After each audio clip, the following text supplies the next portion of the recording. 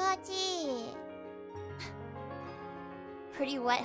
You guys are so stupid. You are so. This is why you need advice. This is why you need me to do a monthly advice stream for you. Because you're just little.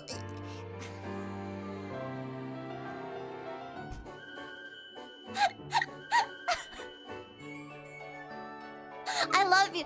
You're stupid slash affectionate slash affectionate slash affection. Because what happened was I was rushing. I was like, ooh, I had a meeting right before. Why is there food on the couch? Actually, that's a baby.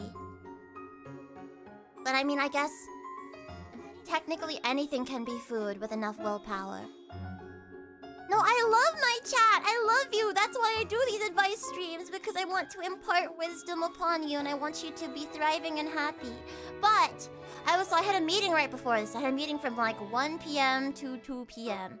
and I went over, and then I rushed downstairs to refill my water, and I was like, shoot, I was making soft-boiled eggs with one of those like boiled egg makers right before this. My eggs are not soft-boiled anymore. It's very sad. But they were sitting there the whole time, and my housemate looks at me with like this smile and is like, yeah, so I wanted to tell you that your eggs were done, but you were in that meeting. And I'm like, they're very hard-boiled now. I was like, I need nutrients. So I peeled the eggs as fast as I could, and I threw them in a bowl, and I put some pieces of salami in here. And there's like little mini mozzarella cheeses. So this is my like protein bowl, I guess. Protein bowl. How many boiled eggs tall are you? Well, I'm at least minimum 4 boiled eggs tall. I'm not precisely 4 boiled eggs tall, but I'm at least 4 boiled eggs. So it could be 40, it could be 400, it could be 4,000. Like 3 eggs, close enough. At most? At most? What do you mean at most? At most? Whoa, what type of eggs? I bet you guys are like, like quail eggs. You know what? What if I am minimum 4 quail eggs high? What if I am ostrich eggs? Did you guys know that one of my or 2 of my housemates got married at this place that had ostriches? And they're terrifying. Wee-wee raid! We're getting a wee-wee raid? From whom's Jams? Oh my goodness, Jams, I'm so happy to see you. Thank you for coming to my wee-wee unboxing stream the other day as well. Jams is wonderful, silly little guy, and an item label buddy. So please go give Jams lots and lots of love. Welcoming you guys to the FeebeeHive. I'm Phoebe, your 2.5D blooming flower idol, singer-songwriter, and voice actor who loves to perform on both the real life and the virtual stage, and who loves wee-wees and silly little guys and cryptids very, very, very much. You should... They're here for our wee-wees. I mean, they could say hello to... They could say hello to my wee-wees, but I am not relinquishing my children anytime soon. Am I a witch? Do you guys remember a witch? I mean, a book from when we were kids called Which Witch is Which? Which Witch is Which? Kind of makes me hungry for ice cream sandwiches, though, even though that has nothing to do with it. Hello, my dearest blorble little pink silly thing. I hope you're doing well today, Peebert dearest. I am happy to see you as well, Aqua. Welcome in. Wait, Jams, what were you guys doing on stream? What were you doing? What were you up to? I hope you had a good one. Also, thank you, Faffinaboot, for the 3-stream streak. Thank you, Pykel, earlier, for resubscribing for 4 months. Welcome back to the Hi! Welcome back, welcome back. How are you guys all doing? It is Thursday. You're more than halfway through the week. For some of you, it is Friday, depending on time zones and stuff.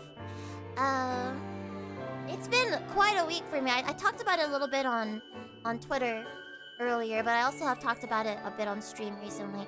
It is... I have about 14 songs to record in the past few days.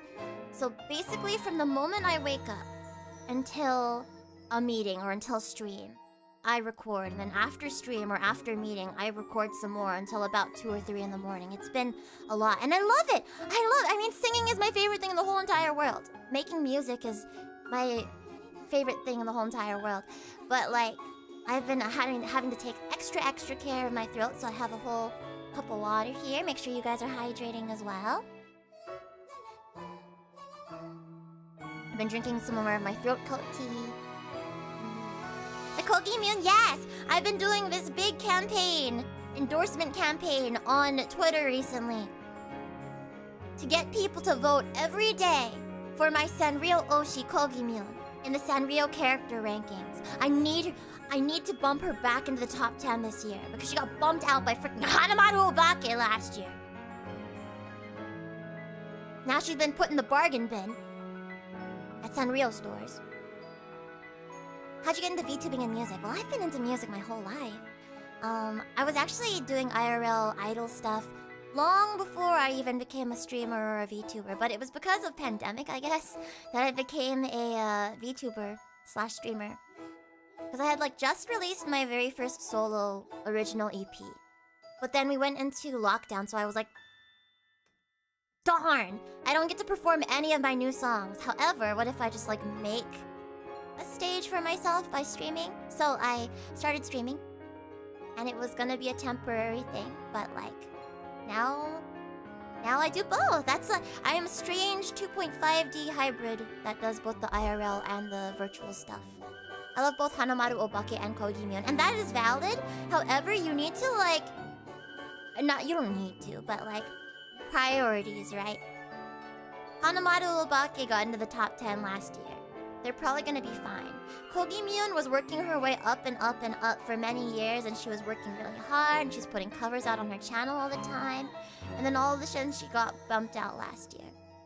So, I think she deserves, with all her hard work and her earnest heart, to be at least in the top 10. Can she topple giants like freaking like the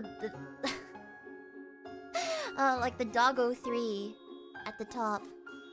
Freaking Pom Pom Pudding and Cinnamon Roll and Pochako. I don't think so, but she can be in the top 10. One is better than the other, says Finny. And also, Finny, I am so happy to see you. I hope you've been well. Sorry, I'm an early Hanamaru investor. And I'm an early Kogimyun investor. I have been putting my stonks into Kogimyun for years. In fact, I looked up. I was like trying to find a particular tweet I had made. I looked at Phoebe-chan Chibi, Kogimyun, on Twitter. And I realized that I have been doing endorsement campaigns for Kogimyun for years now. This has been going for years. There were posts from 2 years ago where I was telling people to vote for Kogimyun. I've been in it for the long haul. I hope that both of our Oshis can be in the top 10. But I will not stand for Kogimyun being anything less than top 10. Yeah, you like Kogimyun's friend, the little tempura shrimp. I love Ebby as well. Ebby. I don't know if Ebby's supposed to be Kogimyun's like. Sometimes in Kogimyun's covers, he's depicted as like a prince, and she's like a princess. I'm like, okay, so Ebby's like her little boyfriend. But then sometimes they're friends. And then sometimes he's on a leash. And you know what? He can still be her boyfriend and be on a leash at the same time, but I don't want to think about that. So he's either a pet or a boyfriend or a friend. And I'm just not going to think about it too hard. He can be whatever he and Kogimyun want him to be. Freaky pet boyfriend. Not both at the same time. I mean, okay, I'm not gonna judge what makes other people happy, but Kogimyun and Ebby are not freaky like that, you know. Dommy, mommy, Kogimyun, I am going to put you in a jar, and I'm gonna shake that jar so hard. You've become my little aqua pet. Wait! Isn't that what aqua pets are? It's just like you take a little guy, and you put it in you submerge it in water, and then you put it in a little like test tube kind of thing.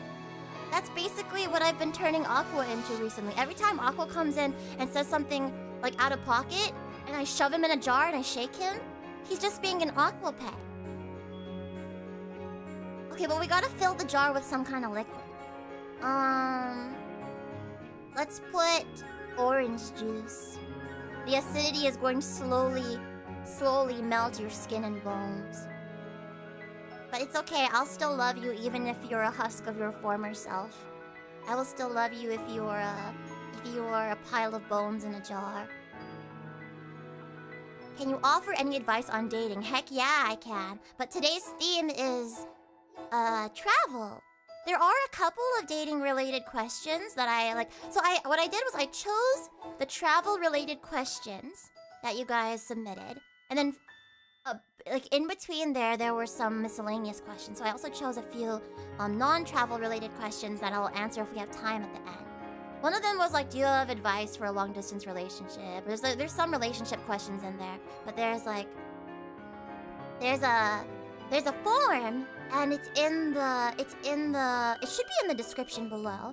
And you can always, no matter what, submit questions. The form is constantly open, and it might get chosen to be answered on next month's Advice Corner stream. Use pineapple juice for extra effect. Is pineapple juice like extra acidic compared to orange juice? You know what liquid. No, I don't know what liquid, Fufu. Travel question. Will you go to Japan with me and be my guide? Heck yeah. I really want to go to Japan with my sisters. Fufu here is one of my IRL sisters. I would really like to go to Japan together one day, since you couldn't make it to the trip with Mom and Dad. You don't know how, like, being the tour guide for Mom and Dad in Japan is kind of... It was an experience. I wish you were there. Maybe I would have cried a little bit less if you were there with me. I am, in fact, a travel expert. Hi, Kira! Happy to see you! Always traveling for work and for performances and stuff. And I can't believe I used to be scared of going on... Well, I was scared the first time I had to go on a plane by myself. Because I was like, oh, what if the planes malfunction and crash to the ground? But that is a very rare kind of thing, and they have measures in place for that. So I'm here to assuage any of your worries and your concerns today with advice from a travel expert. And also I'm here to promote Kogimyun. As you can see, even on advice streams, I do not skip a day of shilling Kogimyun. Has this VTubing / music journey been successful money-wise or satisfaction-wise? Way more satisfaction-wise than money-wise. I have worked my butt off to get to a point where I can at least pay my bills with everything, but that's also because I do multiple things. I have multiple income streams. Like, I honestly don't make very much money off of like the music that I make, because it's not like I get a lot of streams. Hopefully I'll get more streams on my music in the future, but I make a lot of money off of... A lot of my money off of like traveling for performances and getting paid to perform and selling my merch there. And then I also make some money off of streaming, and I have the Densetsu Patreon, and then my like freelance voice acting and singing and lyric work. You deserve a lot more streams. Your music is really good. Thank you. I really hope that, because they are my babies. I put my entire love and heart and blood, sweat, and tears into my songs. So I really hope more and more people will be able to enjoy my music in the future. And enjoy both the music that I've already put out and the stuff that I want to write in the future. I have... What I do all the time is I have this notes app on my phone. It's just the one that's built into the Samsung Galaxy. But like... every time I feel something strong, whether it's negative or positive, or like I'm in a pretty place, or I get a streak of inspiration, I write down my thoughts. I write down everything. I whip it out and I write it right away. Because I have and I put it in this like lyrics idea folder. There's so many songs that I want to write. I just need I need life to slow down a little bit so that I can actually write more songs and have the time to, and, you know, have the resources to. Is it better to buy off Bandcamp or stream? Both. See, streaming ups my numbers in the public eye so that, one, the algorithm will push my music out to more new people, and two, so that like more people will want to work with me, because unfortunately they care about numbers a lot. But buying the music directly off of Bandcamp will more immediately give me more money and help me make back the costs of making the music. Because music takes a ton of money to make, and then you make very, very little back from like streams and from sales, unless you're like a big artist, you know. But I love it, and it's my favorite thing to do out of everything, so I want to do more and more of it. I'm so incredibly proud of you, Phoebes. It makes me so happy whenever I tune in what you're up to every now and then. You deserve everything you've achieved. Thank you, Finny. Though there's so much more I want, so many more things I want to do and heights I want to reach, and I want to make you guys prouder and prouder and prouder, and make you smile more with what I do. So I feel as though, even though I've been going for a very long time, that I'm still at a beginning of sorts. There's still so much more, so much further I want to go. In terms of revenue, Bandcamp 100%. In terms of helping my music to get pushed out to more people, watching the videos, streaming on Spotify and Apple Music and all those places, especially Spotify. They tend to look at Spotify views a lot, YouTube Music and stuff. They both help in different ways, basically. How are you able to maintain such a kawaii voice? I'm glad you think that it is. It's literally just my voice. I used to get kind of made fun of a little bit when I was in school for having a squeaky voice, but then I found a home for it. Everybody on this planet has a different shape of their voice and shape of their body and shape of their heart and shape of their brain, and I think it's all beautiful and unique. So I don't know, when some people are like, oh, your voice is like fake or whatever, it makes me a little sad, because it's like, well, I'm not gonna say that to somebody who has an abnormally deep voice, which I have. My friend's little sister's ex-boyfriend had a weirdly deep voice, and I was like, wow, how is this real? How am I able to perceive this with the human ear? But like,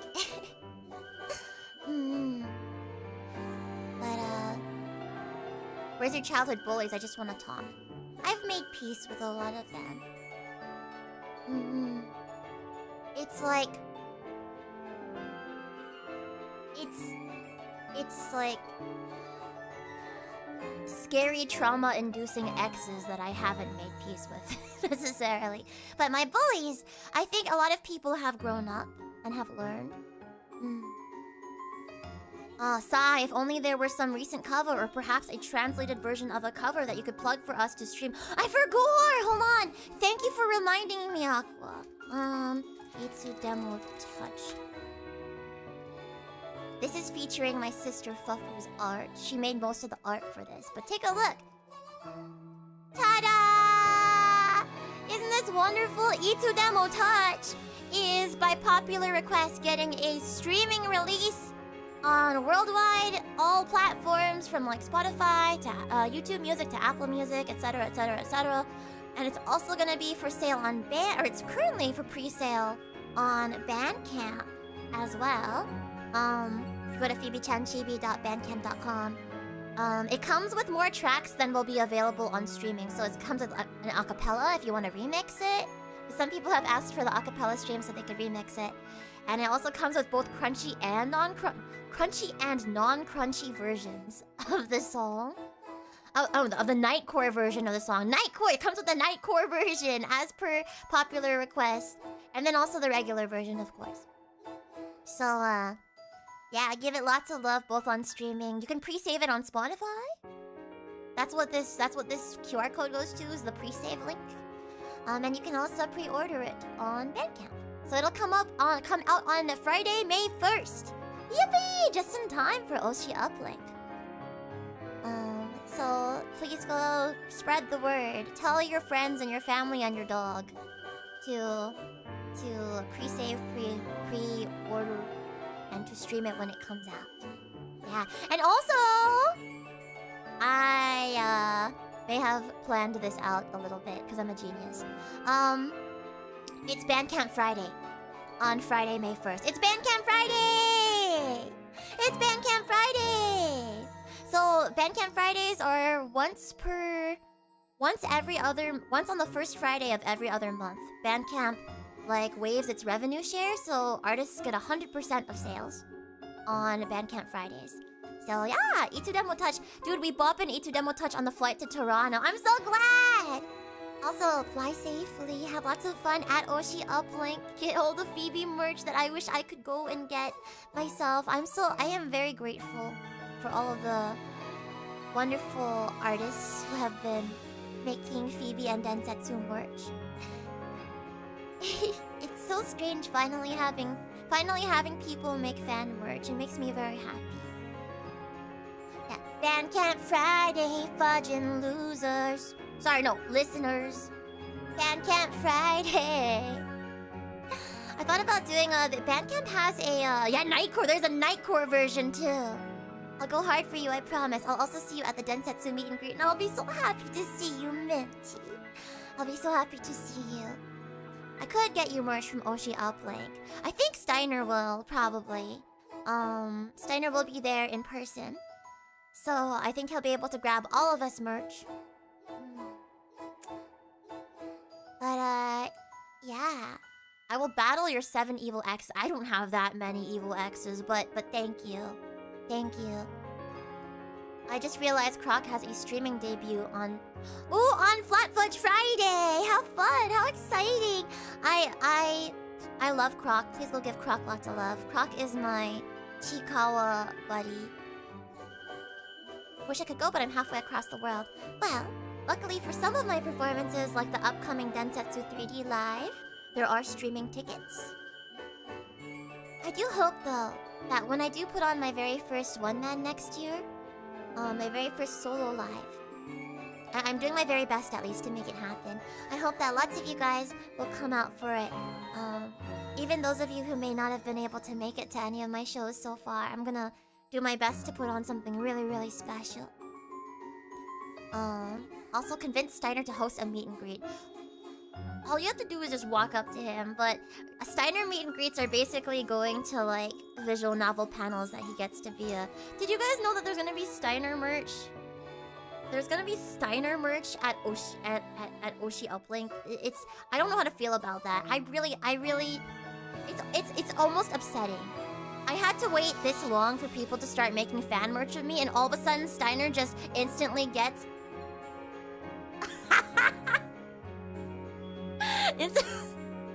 instantly gets fan merch. The cruelty! The cruelty! How does Densetsu help VTubers? Hopefully by inspiring them. Hopefully. So I can finally get a reduced microplastic Steiner to dunk. I'm not sure what kind of merch people are making. I just heard people are making it. So maybe you might get... Solemn, if you get a reduced microplastic Steiner and you dunk it, then please dunk him in everything possible, especially the toilet. People have been dunking their Ami plushies in the toilet. Please dunk your Steiner in the toilet as well. It's like a ride. You're putting him on a ride at a water park.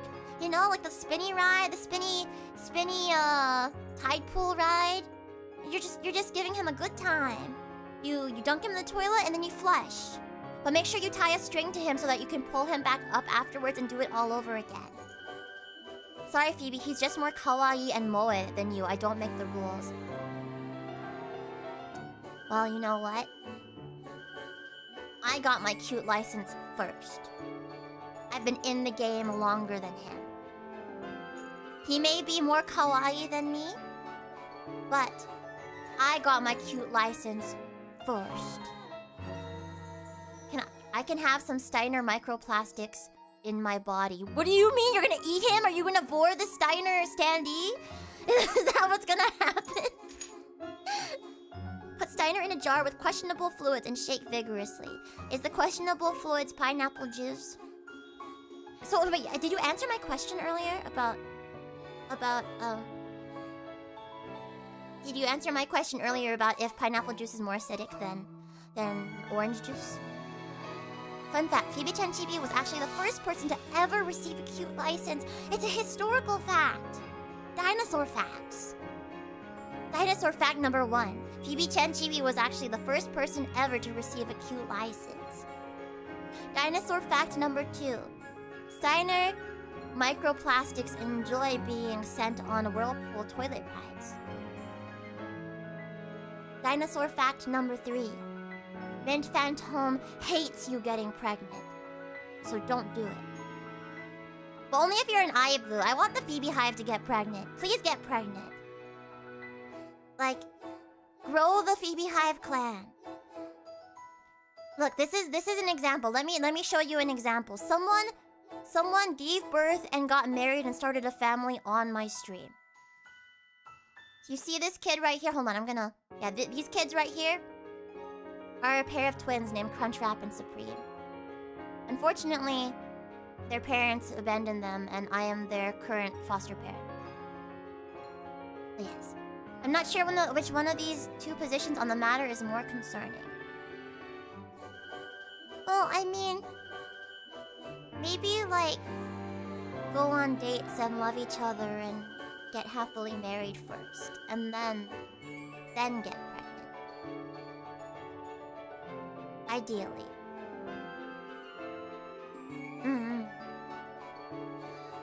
Does Mpreg count? I'm pretty sure Crunchwrap and Supreme were the product of Mpreg. I'm like fairly certain. I'm fairly certain. But I actually don't know what the parents identify as. You remember that on-stream birth? You do, don't you? No public bathroom Phoebe in pregnancy at the Densetsu Live is now the plan. What? Public bathroom Phoebe in pregnancy? What do you mean? Are you going to be giving birth in the bathrooms? At least don't do it in the stall, because then people that actually have to use the toilet will have to wait a very long time. They make me feel hungry for some reason. Well, sometimes things are just so cute you feel like you want to eat them, you know? But yes, I appreciate your guys' questions about my idol career and history. If you want to learn more, there's actually a documentary that a friend of mine made about me for school called Busy Bee. I would give it lots of love. John Nook, thank you for the super chat as well. Prehistoric P-Bert plushie when? I mean, a Phoebe plushie in general would be really, really nice eventually. But without spoiling too much, this is your Phoebe leak for the day. Prehistoric merch may be coming sometime in the near future. The near-ish future. I will not elaborate on that. I gave birth in the FeebeeHive public bathroom, not clickbait, gone wrong. Oh god, no, Rev, no. I wish in-person Densetsu Live viewers luck. That bathroom's gonna be loud with babies. Is it gonna be louder with the screams of the birthing parent as they go through labor, or the baby's gonna be louder? You know? What does that mean? I'm not gonna elaborate. I will not elaborate. Haha. I will not say yes or no. Phoebe needs to be a therapist. Honestly, I think in another life that maybe I had gone into psychiatry or psychology, you know? Maybe in another life.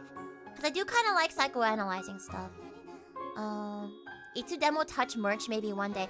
Fufu, are you still in the chat? Did you hear that? Well, actually, one of my most popular pieces of merch are my Phoebe TBH creature. My Yippee creature merch. That's one of my best-selling items ever. And I keep reprinting it and it keeps selling well, and that was drawn by my sister, Fufu. Yeah, Fufu, they want merch of your art. They want merch of your art. Oh yeah, people wanted to commission her. She does do commissions occasionally. I know, I saw people talking in the Discord server about it, but occasionally she does do commissions. She has serious art and she has not serious art. I'd have to make an original drawing with no template used if I made an Itsu-demo touch merch. True. People were joking. I'm pretty sure they were kind of serious. have the Phoebe TBH creature in my phone case. And I'm very, very honored and happy. What a world we live in.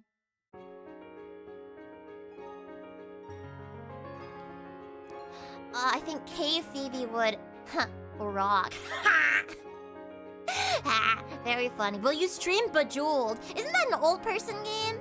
I feel like my grandma has played Bejeweled before. Oh no, I'm so sorry. I'm so sorry. Doesn't Ashes like unironically stream Bejeweled sometimes? Oh, I'm not calling any Bejeweled streamers old people. I swear to God. I swear to God. Will you stream Peggle or Chuzzle? What are those real? Hold on, am I being gaslit? Are those actual games? Peggle and Chuzzle sound like fake games. Ashes is a Peggle auntie. And we love our Peggle auntie. Will you stream Dogs 5? I really want to stream Pets 5 and Dogs 5. Do you know they have Bunnies 5 or something? They have bunnies. They had a bunnies game. I didn't know that. I think. Okay, what kind of a game is Peggle? I assume it has something to do with pegs. I have a small section on my shelf dedicated to my Phoebe merch. Oh, Finny, did you know I was recently organizing many of my FeebeeHive like fan gifts and letters and drawings and stuff into a big folder.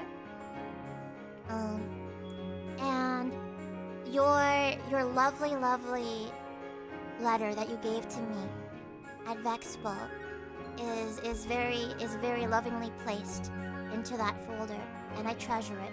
I treasure everything you guys give me, honestly. I haven't thrown away a single fan gift so far.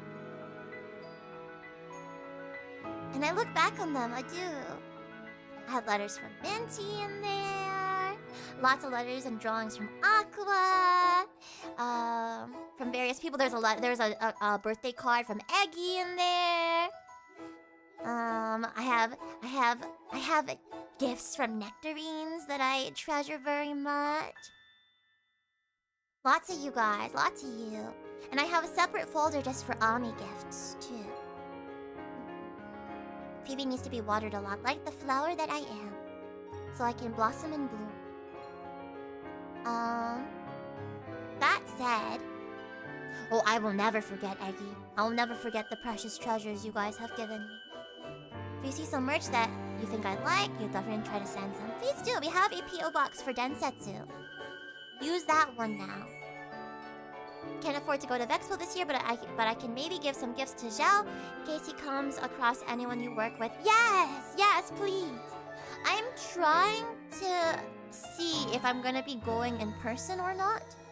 There's a good chance I'm not gonna be going in person to Vexpo either, but at the very least, you know Steiner will be there. Okay, before we get into answering some actual submitted questions, let me take a few bites of my breakfast. Do you scrapbook your 2D gifts? I feel like that would be so cute. That's an idea I've had. For now, I'm putting them all into like printer paper sleeves, plastic sleeves and stuff, and then putting them in a 3-ring binder. However, what I think would be really nice is to scrapbook it one day, maybe. I need to get a big enough scrapbook because my folder is massive. It's humongous. I'm gonna have to get started on a second folder sometime. Maybe we can do a scrapbooking stream in the future one day. Also, hi, Orly! Meow. Please eat, yes. I have 2 boiled eggs that were overboiled, and 4 pieces of salami, and 3 mini mozzarella balls. Ashes, I literally told them that you were not old. I said, I'm not calling Ashes old. I regretted immediately calling anybody that streams Bejeweled. Solemn said you did blame him. Solemn! Slender! Libel! How dare! Continental breakfast. That reminded me of that Key and Peele Continental breakfast short. Skit. That was really, really good. Phoebe, when can we have a Bejeweled off? You're gonna beat me because I've never played Bejeweled before, but actually that could be a fun stream collab. You wanna do it? You wanna do it? In the club, straight up bejeweling it. Yeah, I like that skit. It's really funny. That feeling when Ash just caused a hung tie shortage. Really? Like, legitimately? Did you cause a shortage? Just don't mind if I do. My continental breakfast. Also, thank you so much for the gifted sub. Fish Toasty, I love your name. And welcome into the Beehive. Castus Magus, welcome in. And please make sure to say thank you to Fish Toasty if you got gifted a sub. Or if you're here in the chat. You can't buy the 12 packs on Amazon anymore, no. No! This reminds me. When I was in Prison Project, I think I can talk about this now. Every month, we got a special guest speaker from Sony Music, or from like a professional in the Japanese entertainment industry, and to like come in and and like speak for us for like a presentation. And one month, we had this cosplayer guy come in and speak to us, and he was known for like promoting like dating sims and stuff. So then he was talking to us, and he was taking Q&A as well, and he was like, any questions? I forget who it was, but one of the Prison Project talents, Prism one of the Prism Project talents spoke up and asked the first question, and they were like, can I get your skincare routine? And he recommended the thing that he was shilling the hardest was this tier like face sheet mask, and he was describing it, and as he described it, I like slyly went onto Amazon. I was like, okay, I'm gonna buy the sheet mask. So I bought out the last of the sheet masks. There were only like maybe a couple of boxes left, and I bought them. And he was like, I swear upon this sheet mask, I swear upon it. Little did I know that other people were also had the same idea and were trying to buy the face masks at the same time. I bought them out. However, after I bought out the last of the sheet masks, they never refilled them ever again. Like, they just don't have them anymore. They don't make them anymore. So my bad. They were good. I enjoyed them while I had them. Well, I didn't know they were not gonna refill them. I didn't know. I have a few of those masks. You need to actually use them. You do. The bee crashes the mark is selfishness. Look, I thought they were gonna refill them. Like normal. You took them from the guest speaker too. Look, maybe they have them in Japan still. I just can't find them on American Amazon anymore. I can't. Was that Iku? Sounds like an Iku question. I don't think it was Iku. I do not think it was Iku. I think it was...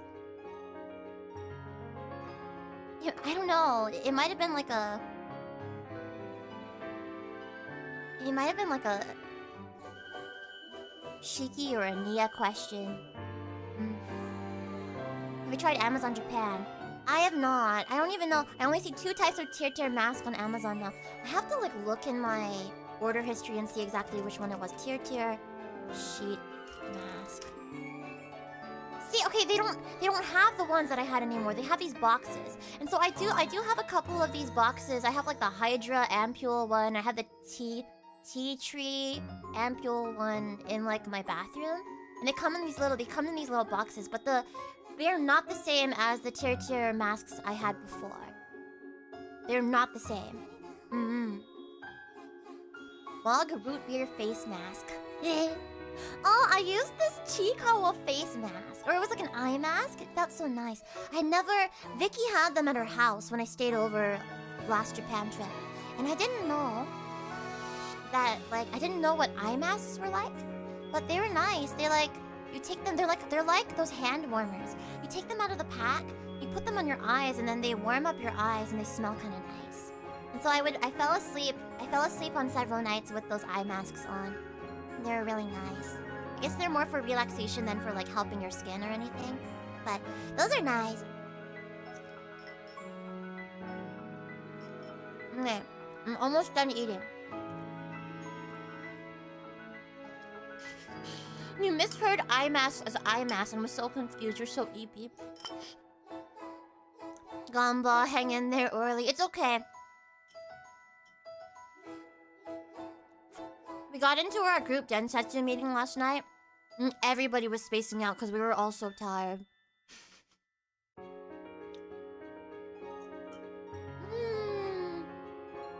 Man, I love salami. Hey everyone, hope the stream has been going well so far. Thank you, DLB. It has. It's been really fun yapping together. We're almost an hour in and I haven't answered any questions yet. You've been buying your mom Shiseido face cream lately, and you thought your gaming hobby was expensive. I love Shiseido products.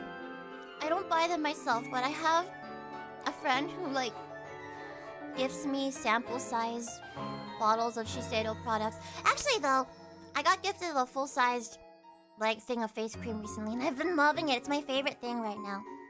It's like this nice peach-scented face cream, and I use it as my nighttime moisturizer. It's really nice. Mom used to buy Shiseido back in the day. Yeah, she made me use the Shiseido, sunscreen. So that's the sunscreen I used for a really long time. And currently I am using Shiseido sunscreen again. It doubles as like moisturizer and sunscreen, I think. Phoebe can have little aslapi as a treat. What does that? Aslami? Aslami! Okay, aslami. I was like, what is aslapi? Aslami. Mug root beer in the large salami cup. What's with you and mug root beer? I see, that is why you're always glowing. I'm really, really big on skincare. I don't wear a lot. I don't wear makeup very often. I wear it for performances, and that's more or less it. But the way that I make up for it is I like try to take really good care of my skin so that I can go outside without wearing any makeup. Cause I don't want to like clog my pores and stuff. Hi Kazoo, how you doing, Evan? Welcome in. Welcome in. How are you? I just get any sunscreen that my sister suggests me. She understands more about these things than I do. Well, at least you use sunscreen. That is my number one piece of advice for anybody. Is if you want to age well, and if you want your skin to be beautiful forever, for as long as possible, use sunscreen every day, including days where you don't go outside, because indirect sunlight also affects your skin. So I use sunscreen during the day, every day. Even when I'm at home a lot. My mom has been encouraging that habit in me ever since like elementary school, middle school. So I've been taking really good care of my skin my whole life because my mom encouraged it. So that's one habit that I'm grateful she instilled in me. And one day when I have little baby bees, then I will encourage them to use sunscreen from the moment they are allowed to, the moment they are old enough to use sunscreen. Won't that damage your skin? Using sunscreen? What? Isn't that like the opposite? I just don't get skin. I don't know, I'm gonna be a prune at 45. You don't know that? And also, it's not too late to start instilling good habits. Doing good, just doing some schoolwork before getting prepped for CPAC this weekend. All of you guys have fun at CPAC! So many people have been telling me, oh, Phoebe, are you coming to CPAC? You should go to CPAC, come to CPAC. And I'm like, by the way, that's short for Castle Point Anime Con, I think. I cannot afford to fly over to the East Coast this weekend. And I also have a wedding to go to on Monday, so... Yeah, like the chemicals of the sunscreen, and there is sunscreen that is built specifically for you to use on the daily on your face, and that can only help. That can only help your skin because the sun does far more damage than any kind of sunscreen would. Yeah, it will not damage your skin. I swear, I swear. She hates. I want to! Somebody print out a picture of me in black and white as a funeral portrait and bring it with them to CPAC. Take a picture for me. But I'll be there in spirit with you. My friend Wendy might, like, put me on video call with you guys, and so I can say, hi, hello, hello, hello. Phoebe, I have a question that your advice would be super helpful for. May I ask? I typically only answer questions that were submitted through my question form, but Weeball, go ahead, Evan, real quick. Okay, but what if I put sand and gravel in my sunscreen? Would it hurt my skin then? Extra exfoliation.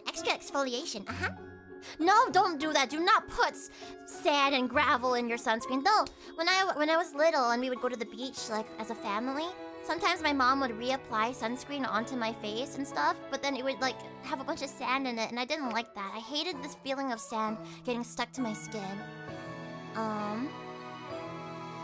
Okay, but what if I like many face moisturizers have sunscreen in them? Big recommend. Exactly. The moisturizer that I use for daytime every day has SPF in it. Okay, but what if you just put sandpaper on your skin? Extra exfoliation. Let's say I were to hypothetically want to be an idol. When it comes to learning choreography and dances, what kind of resources would you recommend? YouTube videos? Are there other resources you use? Thank you so much. I have lots of advice in terms of training singing. In terms of training dances, I would say first of all, this goes for singing and dancing. Singing also is a full body, like very physical thing. Do lots of cardio. Do cardio every day if you can. At least 30 minutes a day. I've been neglecting that recently because I've just been too busy with recording stuff, but do your cardio. That'll help with breathing. Breathing is really important for both dancing and for singing. And then and you can find YouTube videos for that. And then when it comes to learning choreography and dances, there are like find a good view. There are like dance tutorials for certain choreographies on YouTube. So those are helpful, but if you can't find one, then definitely look for a front-facing video, and mirroring the video helps to learn your proper lefts and rights. And then do it in front of a mirror if you can. Slow it down when you're trying to learn choreography. Yeah, recommend Ye Old Luca Luca Night Fever dance cover. I can't believe she got married! That's so I don't know. We're all growing up so much. Do you feel like the way your skin feels on your... Do you like the way that your skin feels on your body? You don't? Why don't you pull it off? Pull off your skin. Paikel, you should be doing the advice stream. You should be giving the advice. Thank you, Phoebe. You're the best. You're awesome. I'm cheering you on. Or whoever... Oh, I'm cheering you on, but whoever you're hypothetically asking the question for, I'm cheering them on as well. Always here for that kind of... Always here to try and encourage and teach future generations of idols. You're pretty good, as Ocelot says. Oh, why thank you. Thank you. It has been an hour and I haven't gone through any of the questions yet, so let's hop into some travel questions, shall we? So, isn't this cool? We have some cool new graphics that were made by our precious Aina, who does lots of graphic design stuff for Densetsu. So we have some proper graphics now that show the name of the person who submitted, whether they want good or bad advice, and the question themselves. So let's hop right in. This first one was submitted by Restless in San Jose. Restless in San Jose says, I am a super new VTuber fan and going to attend my first Offkai and the Densetsu.EXE concert, of course. Wouldn't miss that for anything. You idols are an inspiration. Thank you, Restless. Of course, this is super exciting, but it comes with a lot of anxieties, especially RE, my appearance, clicking with people in person, and just being so new to this space. That is very understandable, especially if you haven't been to very many conventions or big events like this before. Wasn't this a Yap stream? It sure feels like it, huh? Do you have any advice for me? Things you do to calm yourself when you're especially nervous about something like this. Also, love your work and you're such an inspiration. Thank you so much, Restless. It means a lot to me. And I cannot wait to see you at the Densetsu.EXE concert and at Offkai. Maybe at the FeebeeHive gathering, perhaps? What I will say is, and it's hard, sometimes you can logically know this, and it's just hard to mentally convince yourself of this. But I will say, nobody going to these events really cares about the things that you think they care about. Things like appearance. A lot of people are just excited to see things and to meet people, and even when you're meeting people outside of these events, nobody really cares that much about appearance unless you're going to like a fancy dinner or something like that, you know? Just have fun. A lot of people, in terms of caring about appearance, what they care about is their own appearance in terms of like wearing something that makes them feel cute or good, or repping their oshi. So whether they're wearing like an outfit themed around their oshi, their favorite t-shirt from their favorite VTuber, maybe they have like an Ita bag that they're excited to bring out in public, or maybe this is their chance to dress in cosplay, or maybe they're gonna get to wear some alt fashion that they don't normally get to wear because they're always wearing like their office clothes for work, but they finally get to wear their like Jirai-K or their tech wear or whatever. They mostly care about their own appearances, not so much about your own. They're just happy to meet people that have common interests. If anything, they'll be excited if you wear something that reminds them or like has their oshi on it, you know? Also, Uebagi, thank you for being a member for 5 months. Welcome back to the FeebeeHive. And yeah, as long as you have good hygiene, then it should be fine. So just make sure that you're like showering properly, that you're well groomed. As Minty says, no one really cares how you dress. In fact, you want to be comfy. Unless you're specifically going in cosplay or in a specific outfit, then a lot of people just want to be comfy because you're out and about all day. There's a lot of crowds. Sometimes the weather is relentless, especially during the summer. So you just kind of want to be comfy. Clicking with people in person. If you think about it, we're all just a bunch of nerds gathering in a big place together. So chances are there's always going to be lots more people that are more socially awkward than you. And to be honest, a lot of people just want to make friends. And being new to this space, there are equally as many people that will like be there to help you and welcome you in and guide you, especially if they know you're like a first-timer. It's really exciting. The cool thing about going to a community event, specifically made for people with the same kinds of interests as you, is that a lot of people want to be welcoming. A lot of people want this to be a fun thing for everybody. And especially here at the FeebeeHive, if you just message in the Discord, we tend to make threads for specific events to hang out with each other. But especially if you message in the Discord, then there will be more than a couple of people that'll be happy to meet up and help you if you're lost, or tell you the best practices for getting to see the things that you want to see at these events. You will be shocked. Yeah, Minty's correct. You're gonna be shocked by how welcoming and friendly people are in this community, especially the ones that go to conventions. And yeah, we do have an Oshi uplink thread in the conventions channel already, for example. So I would say at least try to keep these things in mind. That's my advice for you. And try not to be afraid. Just be yourself. Honestly, just be yourself. And be mindful of the people around you, but don't be paranoid, because chances are that like if you needed help, if you went up to somebody with a smile on your face and you were polite, then they would probably be happy to help you. You know? Like, just from experience. Especially this community, like there are so many people willing to support each other. I'm excited for you. I'm really excited. I will say, if you end up coming to my FeebeeHive gathering or any meet and greets that I do, let me know it's you, and let me know how your experience has been so far. Nectarine says I can be very shy in person, but if you recognize me, please say hi. I want to get to know other bees better. It's always lovely to see you at events too, Nectarines, whenever you're able to make it in. Hello, Daniel. Welcome in, welcome in. Next one. Thank you, Restless in San Jose. Next up is... Why Turtle...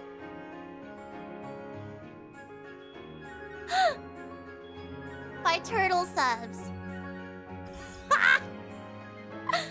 Turtle Subs says, I would like Phoebe to verbally abuse me.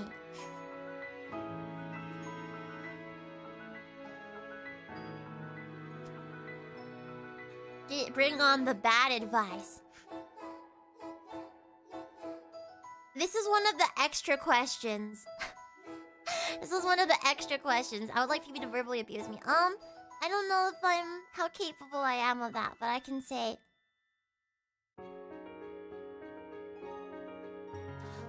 You are so stinky that I can smell you through the screen. I can smell you through the Google form that you submitted this through.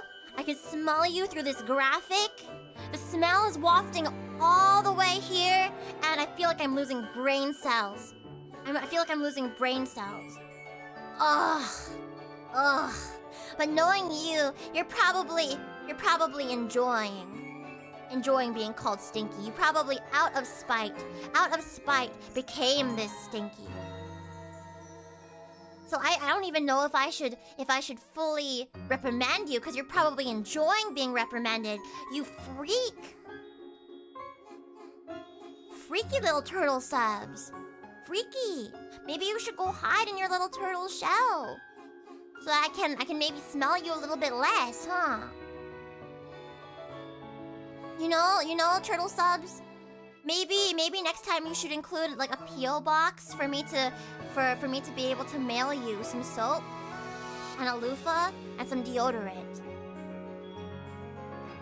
Just as a special treat, you know? As a special treat.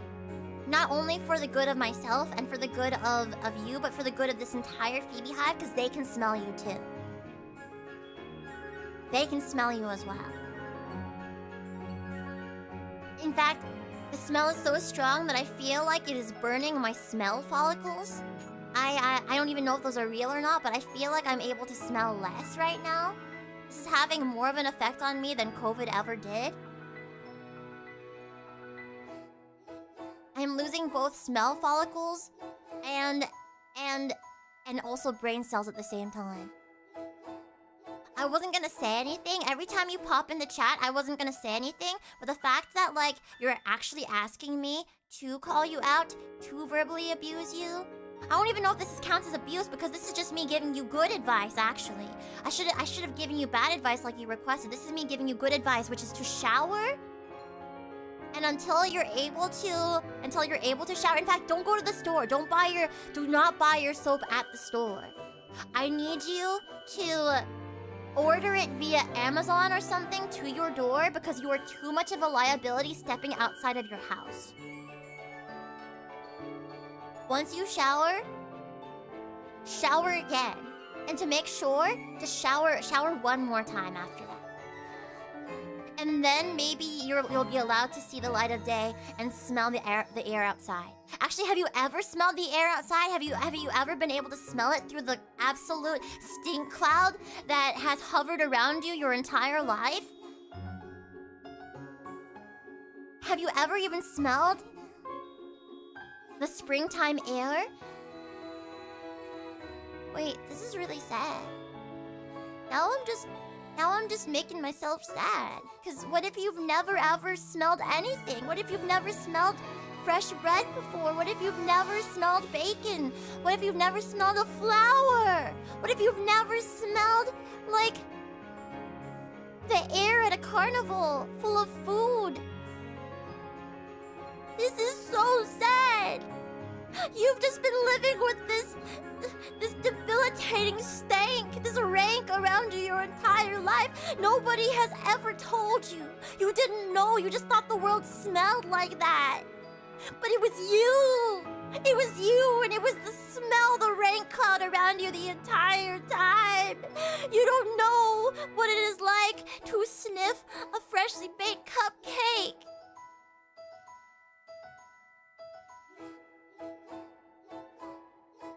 Please shower, and then learn how to live.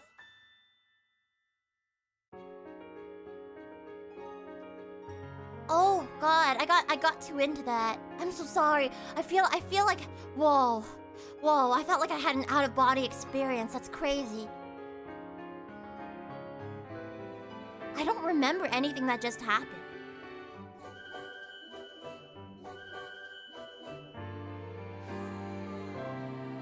Inspirational thieves got through at the end. I can't help but be hopecore. Let me take some more bites of my food real quick. You roasted turtle and we're having turtle soup now. Isn't turtle soup an actual thing? Is it yummy? Get this Phoebe an Academy Award.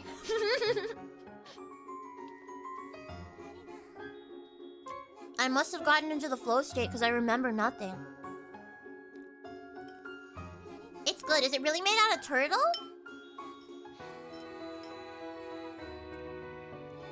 I've only eaten a reptile once. And it was the alligator nuggets at Gatorland. When I was a guest at Holiday Matsuri, me and Steiner went to Gatorland.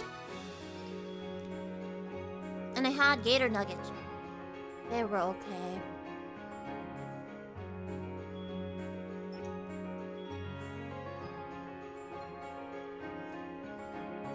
I could try turtle soup and let you know. Don't, Uncle, don't you have a turtle?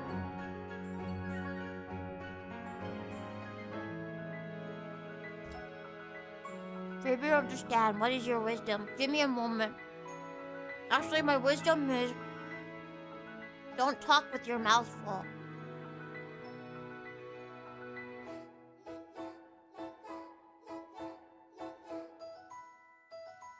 Yeah, she swims in her water, so it's like turtle soup already. Oh yeah, just drink some of her poop water. Her doo-doo water.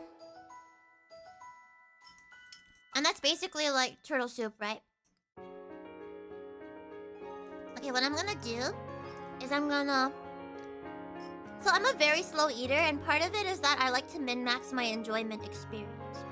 What I'm gonna do is I'm gonna take some of this mashed up boiled egg. I'm gonna put it in this piece of salami. And I'm gonna take this piece of mozzarella cheese. I'm gonna put it in the salami. And then I'm going to, with my fork, wrap up the salami into a little taco.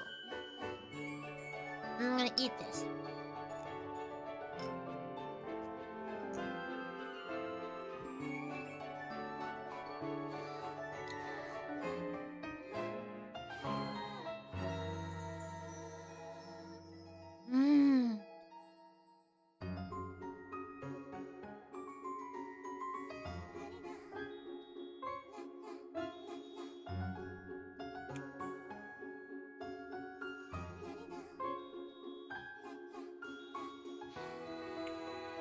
I'm gonna roll up the salami and eat it.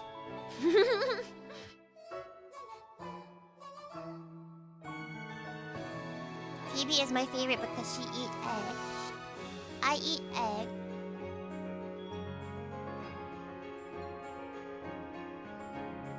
Turtle soup is one of the leading reasons why almost all turtle species are endangered. Really? Wait, that is actually so sad and horrible. That makes me very sad. I don't know how to feel about that. I just finished my breakfast, but damn am I hungry.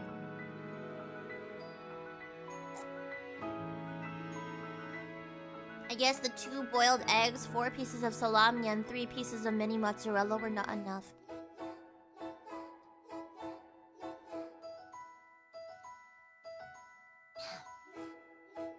All my housemates, except for Paichi, are taking a road trip down to LA for Final Fantasy Fan Fest today. And I'm so jealous. I am so jealous. They also went and got the Final Fantasy Jollibee without me today.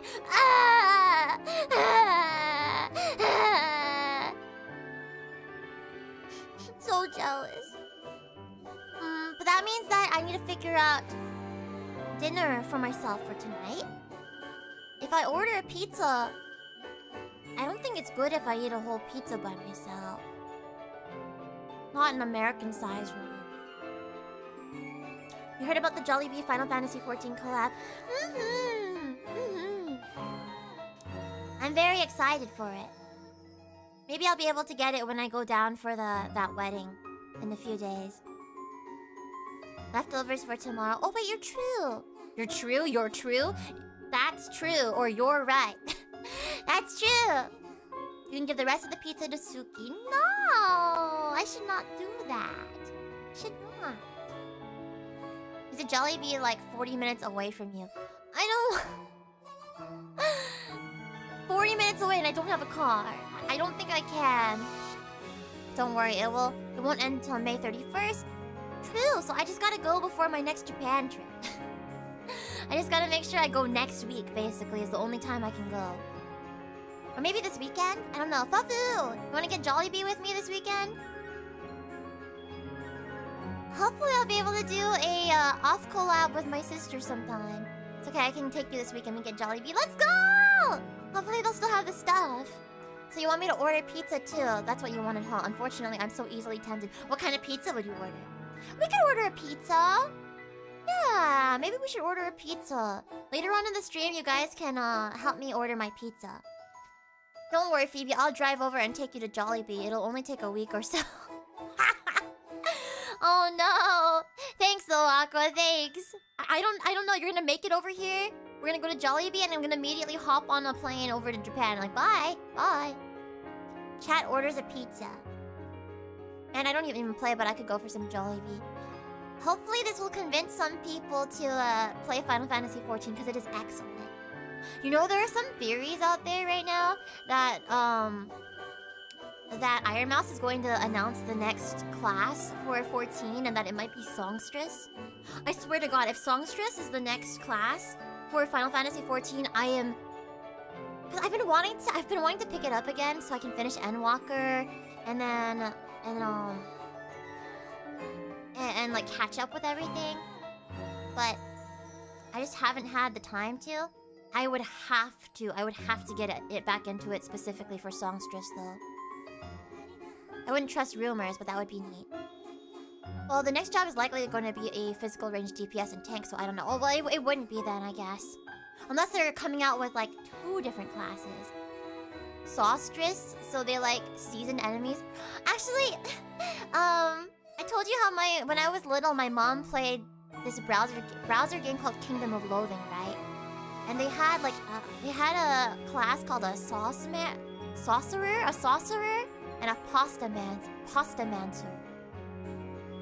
So I guess they like seasoned enemies. But my mom let me play it too, and I had a character that was a sorcerer. A sorcerer? Classic, right? Some of you guys remember Kingdom of Loathing. Yeah, Fufu had a pastamancer, and I had a sorcerer. What did Mom have again? A seal clubber? Was that? Is that what Mom was? Was a seal clubber? I didn't realize what the implications of that was before. You want to try 14, just haven't had the time to accommodate time. I feel that, but it is totally worth it.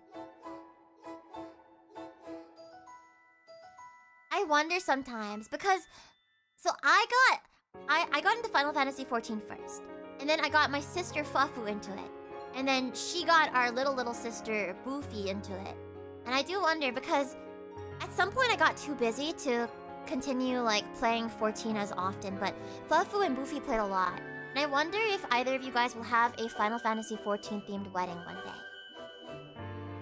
Like, it feels like it would make sense. Especially for you, Fufu. You played the most, I think. I think a sequel to that game came out recently, maybe a year ago or so. Really? Modern Kingdom of Loathing is just speedrunning for Ascendant stats. Oh, is that what it is? Dad says I'm not allowed to have a nerdy wedding. Screw what Dad says. Do whatever you want. If you could, would you? And if so, I will help you make it happen. Cause I love nerdy weddings. Paichi and her husband had a Monster Hunter themed wedding. And then the lesbian couple I live with, Lapis and Hibiki, they had a Final Fantasy 14 / Magi Revo / Kirby themed wedding. Yes, but in a classy and subtle way. Same, probably. Well, I say that, but I feel like my wedding would probably have a lot of, like, I would probably do an idol performance at my wedding. I feel like there'd be a lot of Wotagate. Probably. I feel like I would have... My wedding dress might be based off of, like, a Ranka outfit or something. It feels like... I would go in pretty hard. I would have VTubers on, like, those walk-around screens at my wedding. Probably. When I was 9, I made a bet with my dad that I would have a Pokemon-themed wedding. He thought I would grow out of it, and now here we are. Nice.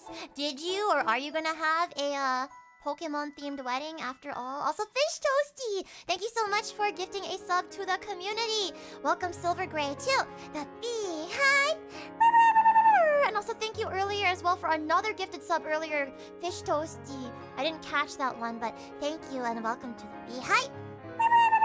Please make sure to say thank you to Fish Toasty if you got gifted a sub. The groomsmen and bridesmaids are all wearing hotpies. Maybe for like part of it. Maybe for part of it. I wouldn't... If they wanted to. If they wanted to. Cosplayer I like, Sarah Spaceman. Oh yeah! Recently got married and their nerdy wedding was so beautiful. I haven't seen the wedding stuff, but I know I've seen Sarah's stuff before. Girl made her own dress, it was wild.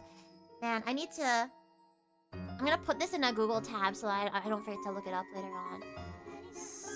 Sarah Spaceman wedding. Oh, it's beauty! It's so beauty! It's so beauty! It's so beauty! Oh, it's so beauty.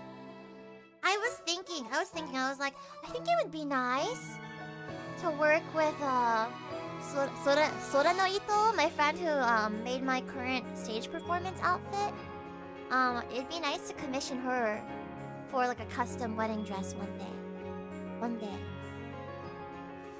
But that is probably far, far, far, far, far off into the future. Cannot think about that at the moment. And now for the performance for the wedding. Let's welcome... Wait, is that the bride herself going on stage? Basically! I mean... I can imagine it now. I can imagine it. I was thinking... Because I've always loved high-low dresses. So I'd want to have, like, a high-low dress. And then that would make it so that I could dance in it still, too. Or maybe, like, the high-low is, like, a train in the back, and I can rip the train off so that it becomes a short dress. I don't know. Okay, but imagine the lights go out, a spotlight in the back, and you walk down the aisle, and everyone pulls out pen lights. Yeah! That would be so cute. That would be really, really, really, really cute. That would be really cute. But I feel like I would have a lot. There's so many wonderful people and friends that have touched my life in important ways that I would want to be there. But also, as per any kind of, like, Asian wedding, I would probably have 1 million, like, family members there, too. So the room would be, like, half Phoebes and half, like, my normie family members. And I wonder how that would go down. I mean, that could be a fun wedding favor as a custom pen light. Like blue crystal motifs, which I like anyways. You've gotta have, Fluffo, you've gotta have, what are they called? Lodestones? Like, on each table? Red envelopes? But imagine let's see. During the dance. I probably, like... Do they support what you do? I'm sure it'd be fine. I mean, I've never ever like separated my social media from my like my professional social media from my personal social media. So like, my whole family and everybody from like my hometown that remembers me, like knows what I've been doing. They see the pictures and they see the videos and they know what's been up. At least on like Instagram, and I don't really update my Facebook, but they sometimes every now and then I do. But and so they at least are aware of it. It won't be a shock to them to see all the weeb stuff. At least they that's bad. It's not really bad. I mean, I've been Phoebe-chan my entire life, but it's like I think over the years my family has become more and more like, wow, that's cool about the stuff that I do over time. So maybe they would support. I just wonder, like, I'm sorry, I've been talking about all of this without even thinking about who my partner would be, but I would hope that the partner's family would like be okay with all the weeb stuff too. I don't know. That's fine. Just tell them it's like waving a lighter at a concert. The old folks will love it. That's how to explain. That honestly is how to explain it. But yeah, yeah. I feel like apparently some of my younger cousins are fans of mine too.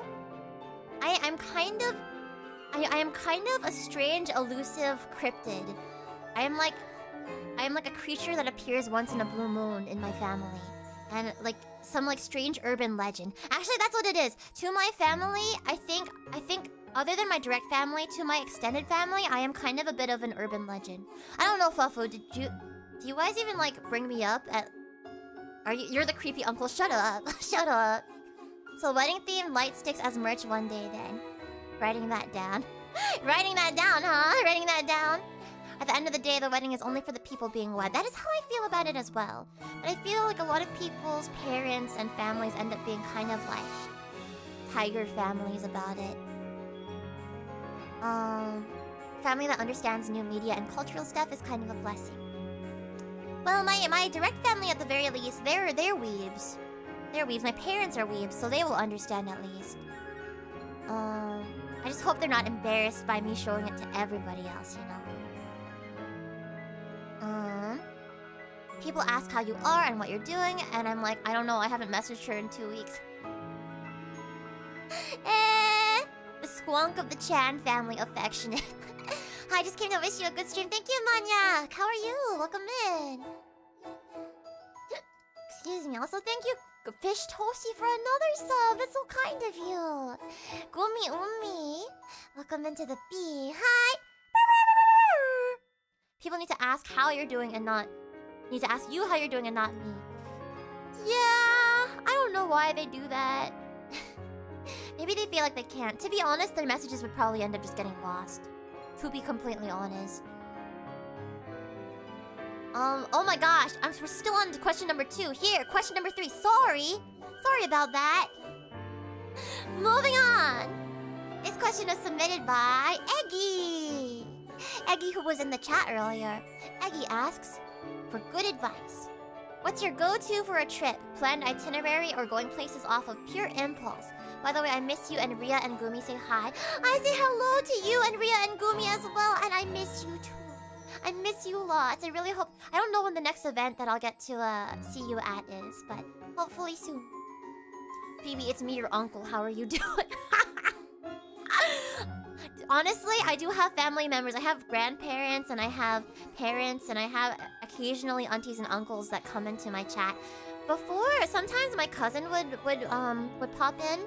My cousin used to stream Pokemon on Twitch sometimes, but I don't think he does it very much anymore. Yes, this is an advice stream. Oops, I forgot. Okay, what's my go-to for a trip? 95% of my trips are work trips, and therefore I like, unfortunately, don't really plan out very much of those myself. It's more like, oh, I have to be at this panel and this performance at this time. But for like the very, very few vacations I have been on, like quote-unquote vacation, I did go on an extended Japan trip with my housemates in 2024. And for that, Lapis and Hibiki planned out so much of it. it was pretty strictly planned out, like where we were gonna be, where we were gonna be staying, what days we we're gonna be doing certain things. But I think what I would do is, and this is what I'm gonna do if I have that for fun Japan trip this October. What I would do is probably plan out some specifics, a few specifics, like where do I want to be from this date to this date? Where am I gonna stay at that time? And then like make a loose list of things I would want to do in that area, but not plan out my days strictly. Like I would maybe look at my list of things I want to do in that area, like say I'm in like Hakone or something like that. I'm like, I had on this list the glass museum, the open air museum, going to smell the sulfur at that volcano, this little coffee place, and then the hot spring. What do I want to do today? Maybe the hot spring. You know, I think that would be my ideal, probably, is knowing from when to when I'm gonna be in an area and what the possibilities are. And then go off of vibes, you know? Of course, some things require reservations, so I would like do reservations for things like that, like certain experiences, or restaurants or whatever, or like pop-up shops. But other than that, I think being able to just like loosely pseudo-live like in that area at that time would be like what I would do.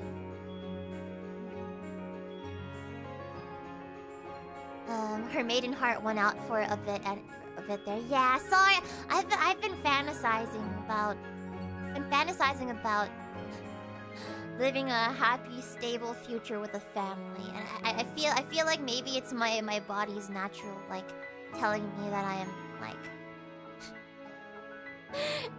it's telling it. I don't know. But I don't plan on retiring from doing idol stuff anytime soon. So that's something I'd have to think about for the future. But who's to say? There are like idols. There was a show that I watched. What was it? Was it My Bashi Witches? I don't remember. But there was like an arc about like a girl who was an idol. No. It was Jellyfish Can't Swim in the Night. I loved Jellyfish Can't Swim in the Night. Jellyfish Can't Swim in the Night had an arc about this lady who was like an idol, but secretly she was also a mom to like a preteen / early teenage girl, and it was about the girl like defending, like the girl was like, I think what my mom does is really cool, and she's like defending her from like people making fun of her mom at school and stuff like that, you know. I have a funny feeling you're going to find the one through your idol work, Phoebe. You think so? Maybe because my idol stuff is my life.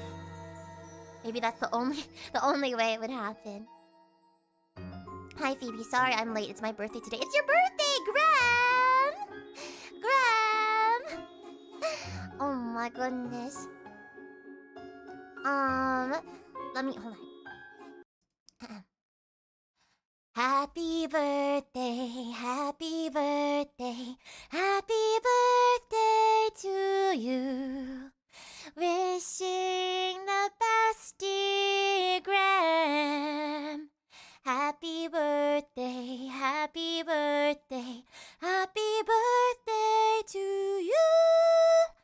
Happy birthday to you. Happy birthday, Graham. I hope you had a wonderful one, or have a wonderful one. What are your plans? What was that, Phoebe? What did you say to me? I have a funny feeling you're gonna find the one through your idol work. Oh, I mean, yeah, that's probably how it's gonna happen, honestly. Cause I mean, when it comes to traveling and seeing people, it's mostly when I go perform at like conventions and stuff, so I'll probably meet the one for me through like cons and stuff. Probably. Yeah, that's my special birthday song for people whose birthdays it is. And also thank you for the question, Eggy. I appreciate it. Next one is from, oh my gosh, I love this name so much, Bubble Puppy. Bubble Puppy wants good advice. What are your favorite travel tips? Any hidden life hacks you like? Yes. Also, Fish Toasty, thank you for another sub! You have gifted a total of 5 subs in the channel, thank you so much. And welcome in, Reaper to the FeebeeHive. Please make sure to say thank you to Fish Toasty. Bubble Puppy. Favorite travel tips? I have lots of tips when it comes to packing, at least. This is a tip that I got from my dad, and that was to roll up your clothes when you pack them in your suitcase. And well, I don't actually. I've kind of abandoned that strat though. I don't know if I kind of do a mixture of rolling my clothes in my luggage to make more space, but if it's something bulky, then I lay it flat. Then I lay it flat. Do not use those vacuum bags. I don't have those, no. Also, I wouldn't be able to reseal them. Like if I seal the stuff in a vacuum sealed bag, wouldn't I have to take the vacuum seal vacuum with me to Japan as well, on my trip? Something else is, if you're going to a place where you know you're gonna come back with more stuff than you left with, like if you're going to Japan and you plan on buying a lot of things, put a smaller luggage into a bigger luggage, and then take that with you as one unit on the way there. Then you only have to really check a bag and have more baggage on the way back. That's another thing. My friend Wendy has given me a lot of advice and tips about how to consolidate my toiletries. That's something that I struggled with a lot until recently. I would always check a bag because I would put full-size toiletry stuff into my luggage, and then that's obviously over the liquid limit or whatever. But I've started putting things into smaller containers, especially if you get like sample sizes of face products and stuff. You can reuse the containers to put things into. You can consolidate that way. So a lot of it is me having to consolidate because I have to bring a lot of stuff with me. Like even when I go travel, especially when I travel for work, I have to pack my costume, I have to pack my merch, I have to pack sometimes my remote streaming setup, or like my equipment, like my in-ear monitors or whatever. But then I also have to pack things like regular travel things like toiletries and clothes. So how am I supposed to pack all those things without bringing like 3 or 4 different luggages? You just have to find a way to consolidate as much as possible. I still have an issue with overpacking when it comes to clothes, though. I just want to have a lot of different cute outfits, you know? So I'm figuring that out as well. As for other travel tips, if you're going to a foreign country, definitely make sure you get an eSIM or something beforehand. Oh, here's another tip of mine that I think is really helpful. If you have an old phone of yours that's still functioning, bring that with you as a backup phone. Because my housemate Lapis, within the first day of us getting, like the first 2 days of us getting to Japan back in 2024, she lost her phone. She did not have her phone with her for most of the trip.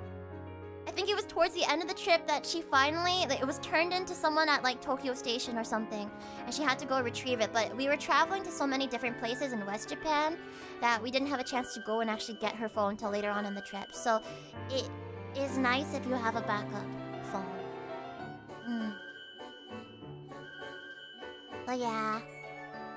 Yikes, that's a lot of packing. Well, in the end, there are certain things like my travel size toiletries and stuff, I don't have to repack those really, because I just use my full-sized at home. So I can leave those inside of like one of my luggages, and then I don't have to, at least I know where that stuff is, you know. Get TSA pre-check if you can. If you're within the US, get TSA pre-check. That'll help you through the TSA lines really, really fast. And yeah, I'm sure I have other tips, but I'm not can't think of all of them off the top of my head, but thank you, Bubble Puppy, for the question. I appreciate it. Next up, Jerkin asks for good advice. When looking for flights and hotels, do you like using flight-specific flight search sites, or do you have specific travel/hotel companies you go to? Well, I mean, one issue, I guess, with me answering this question is that, again, most of my travel is for work, and when I go to these conventions and events, they typically book my hotels and my flights for me. What I will say is that for Southwest Airlines, Wednesdays or Wanna Get Away Wednesdays, so they have cheaper flights on Wednesdays. I don't know. I think it does help to have a credit card that has like flight point rewards if you fly out a lot and stuff. Oops. When looking for flights and hotels, do you? Well, I know some people like using Expedia and stuff.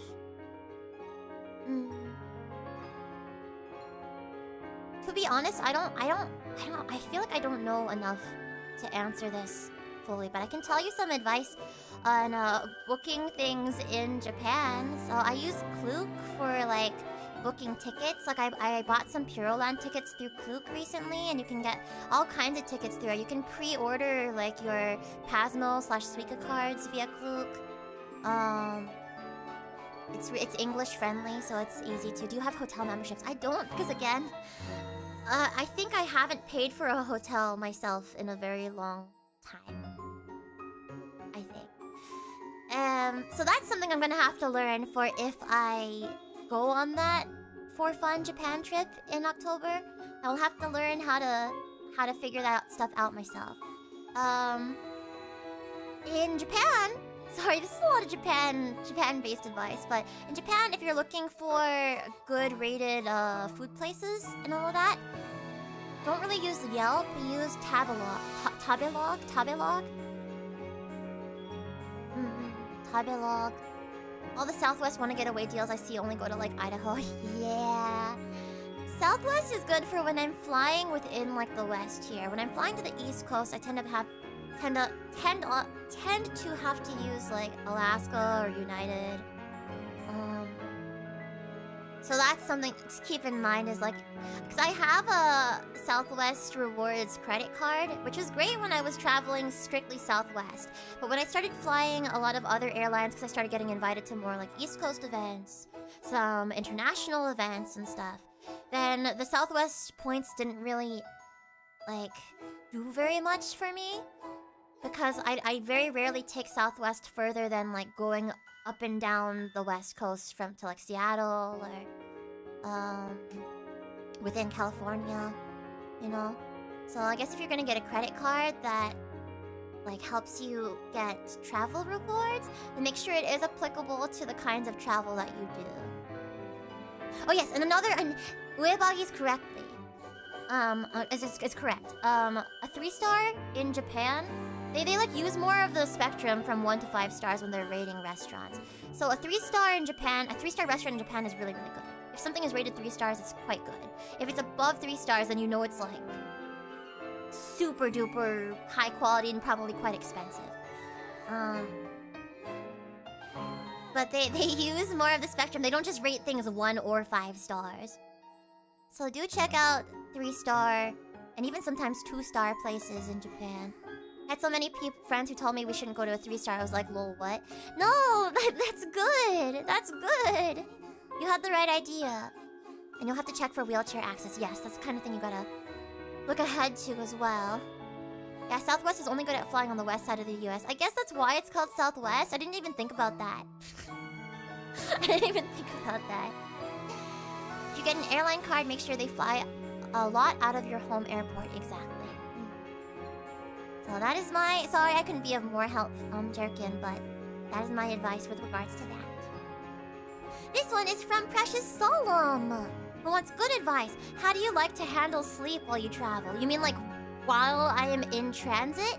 Or like when I'm like at the place? Because that's very, very different. When it comes to In transit, I very rarely sleep. It's just hard to sleep on planes. But what I try to do is I try to like math it out and time.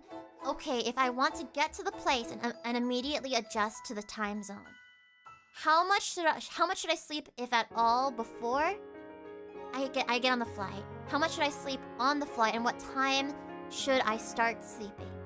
So what I do is, like, at least for Japan, is I fly out in the late afternoon. And those flights will typically get me to Japan around like 8 p.m. in about 12 hours. So it'll be like super early morning the next day, or like the middle of the night the next day for me when I get to Japan, but it'll be like a decent time in the evening when I get there. So I'll be tired, yeah, but I raw dog it, and then I tank it until I get some food in me and I get to my destination, and then I immediately knock out. And then the next day when I wake up at like 6 a.m. or something, or 7 a.m., then I am perfectly on Japan time. But I think what would help is maybe like having some melatonin gummies and like taking those right before you need to sleep to adjust to the time zone. I kind of can't sleep on flights very easily. I'm very bad at it. I end up getting a lot of work done. Is what I do. Or I sit there and I space out sometimes because I don't really have moments where I can just space out in my everyday. Also, Duorgo, thank you so much for the 5 gifted memberships to the community. That is so kind of you. Welcome back to the FeebeeHive. And also make sure you say thank you to Duo if you got gifted a membership. Yeah, I haven't tried it yet, but maybe I'll try the melatonin strat sometime. On the way back. From Japan. Because I never have an issue adjusting to JST, but I always have issues adjusting back into PST when I'm back in the States. Always. Not being able to sleep on the plane sucks. How is it for you, Solemn? How's it for you? Yeah, that's how I handle it, basically. Spamming 5 cocktails on the flight is how you sleep. Sounds like something Steiner would do, I'm not gonna lie. I bet he does that. Be a bit careful with melatonin, don't want to get too used to it, I think. Yeah, I'd maybe only use it when, like, absolutely necessary. Did you know they have gamer supplements that have melatonin and or I almost said MSG, sorry. And or magnesium. Wait, isn't magnesium? Wait, I don't. No, magnesium is MG. Yeah, I almost said MSG, not MSG. But they have melatonin or magnesium in them to help you sleep. And my housemate Cactus was thinking of trying them out sometime. Speaking of, starting tomorrow, there's gonna be a special deal with GamerSups where you can get free shipping. And on international orders and stuff with my code FeebeeHive. And my normal code gets you a discount usually as well too, but starting tomorrow, it'll also give international orders free shipping. So if you're planning on doing a GamerSups order, in fact, I have a graphic for this. Let me.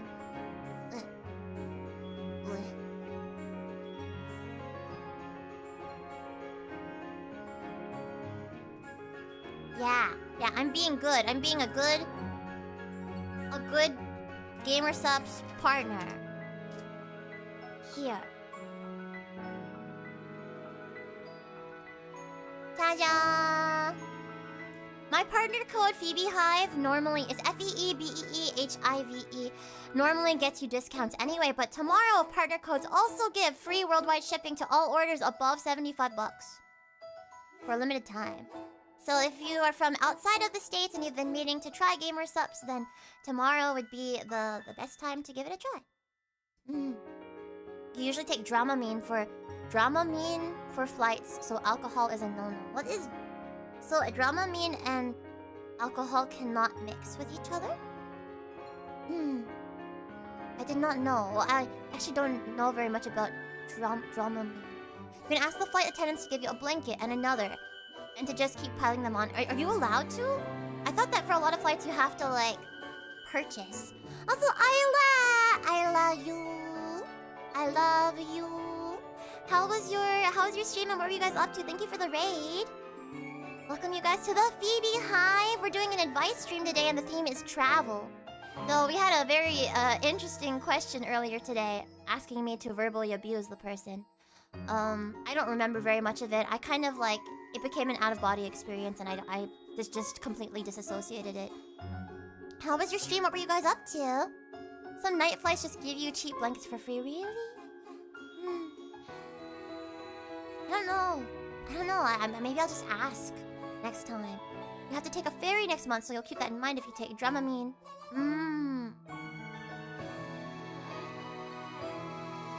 Tomodachi Live? Ooh! That's fun. That's fun. What kind of characters have you made in the game so far? I hope you've been enjoying. Thank you so much, Solemn, for the question. It's got me thinking about how I'm going to strategize for my own sleep when I go to Japan in a few weeks. And when I go to Japan in... oh god, less than 2 weeks. Next question. It's from Renegade! Precious Renegade, who wants good advice. I am going on my first ever solo trip without any family around. Going to Disneyland, by the way. Woo! Have fun! Oh, going to a theme park by yourself must be awesome. Kinda lonely, though. But you also don't have to worry about, like, arguing over where to go. But I hope you enjoy yourself. I'm kind of nervous about getting a... wait, but I am kind of... why can't I read today? But I am kind of nervous about doing well... oh no, it's not me! But I am kind of nervous about doing well on my own, is what it's supposed to say. I would appreciate some advice on traveling solo, like how to stay calm on a plane or hotel on your own, or any other simple advice you can give. Which I can give advice on, because I actually end up having to travel alone for a lot of my work stuff. I wish I didn't have to. Like, I wish I had at least one person with me for these things. It's pretty scary as, like, a small femme person as well. But...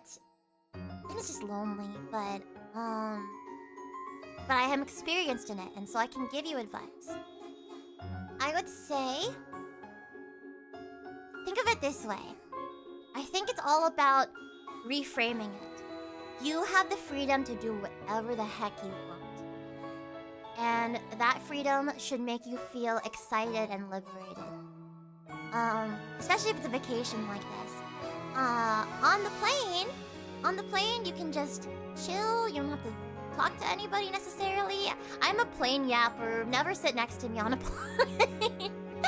But, yeah, you don't have to talk to anybody. And you can just do whatever you want. Have some games on your phone or bring a book or something like that. You can also eat whatever you want. You can take your meals whenever you want to. The hotel is nice. You get a whole bed all to yourself. Isn't that crazy?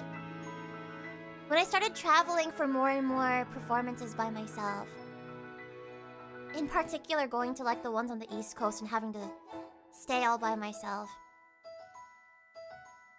like having a whole bed, a whole queen-size bed to myself is like, or not even queen-size, like king-size sometimes to myself is crazy. So I just roll around in it. It's really fun. Do you prefer window or aisle? I used to prefer window, because I like looking out the window and seeing the sights. And I also like being able to lean on the window for when I would like try to sleep. However, lately I've been kind of enjoying aisle seats, because I've been peeing more often. It's more convenient. It's more convenient for getting up and like going to the bathroom and stuff.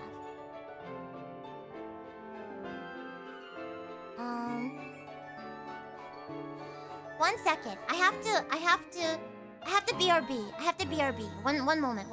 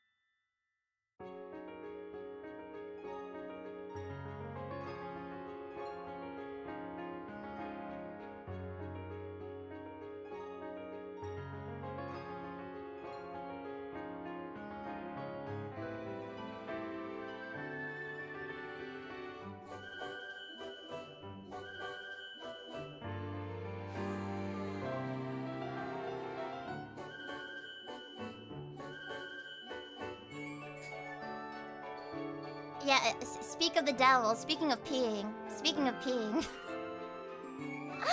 Hi, you guys. Thanks for waiting for me. Thank you for the blue supas. Thank you, thank you. Everything okay? Everything is fine. Everything is fine. I just had to... I had to run to the bathroom really, really fast. For personal reasons. But I'm back and things are okay. And yeah, you don't have to share your bathroom with anybody either when you're traveling alone. If you frame it that way, then you have all the freedom in the world and you can feel real good about it. This is why the aisle seat is optimal. Yes. However, when I'm traveling with some like taller friends and stuff, I like to give them the aisle seat when possible. I freaking hate the middle seat, but I will take it. I will take it.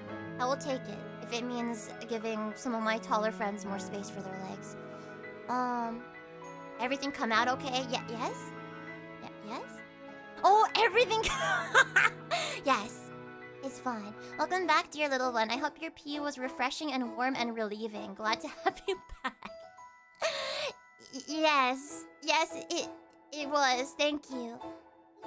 I can't travel alone. We'll keep sweet Phoebe company. Well, you guys are always with me in my heart. So I'm never alone. Taller friends, so all of your friends... Neb, I'm gonna put you in a jar. And I'm gonna shake it. You're gonna be in the same jar as Aqua. And you guys are gonna be flopping around in the same jar as each other. We live in a jar-society. But if everyone lives in a jar, then does anyone live in a jar? When I went to Seattle, I was in the emergency aisle, and the guy with the extra legroom curled up in his seat for the whole flight. Like, bro, give the legroom to me if you're not gonna use it. Dude. True. It's hard to like ask the person next to you. Well, on my last flight to Japan at the beginning of March, there was this family, and they were all separated for some reason. I was in the aisle seat, and then like the wife was next to me. The husband was in the seat like diagonally to the left in front of me, but then the girl's mom was diagonally like to my right. So her mom was like talking. The mom was talking over me to always talk to her daughter the entire time, and I was like, "Do you want to like switch seats?" So I asked, and they were like, "No, it's okay. Don't worry about it." But you can ask. It's harder on Japan flights because they want you to not switch seats so that they can know exactly like where people have bought certain like amenities and stuff, so they can deliver your stuff to you more easily. But on shorter and more casual flights, then you can definitely like ask to switch. However, I ended up befriending the wife that was sitting next to me. I gave her one of my CDs. I just every now and then for some of these trips, I take CDs with me as like a business card of sorts. But for this girl, she just was really curious about my work, and I was curious about hers, so we yapped a lot to each other. And she told me about her and her husband, and they were going to Japan. They had been to Japan several times together before, but for the first time they were taking both their pairs of parents with them too. So I guess that's why the parents were there as well. And we ended up befriending each other, and she like really wanted to check out my music, so I gave her my CD. She was very nice. I love making random friends on flights and stuff. But yeah, Renegade, try to reframe your perspective about solo travel. I will say, try as much as possible to like, because you're alone, just try to like not be in any shady places by yourself late at night. Plan ahead and know exactly how you're going to transport from one place to another. Thank you for your question, and I hope you have a great Japan. Oh my god, everything's Japan. Japan. Have a great Disney trip. Have a great Disney trip. This one is from Nectarine, who's in the chat. Hello, dear Phoebe. As you know, because I will never shut up about it, I am going to Japan for the first time later this year. I'm so excited for you. When are you going again? I forget. Do you have any absolute favorite spots, food spots / activities in Tokyo that I absolutely can't miss out on in Tokyo? So, my number one, late September. We might end up being in Japan at the same time. Maybe, hopefully, if my trip ends up working out. That's so exciting. In which case, maybe I'll see you.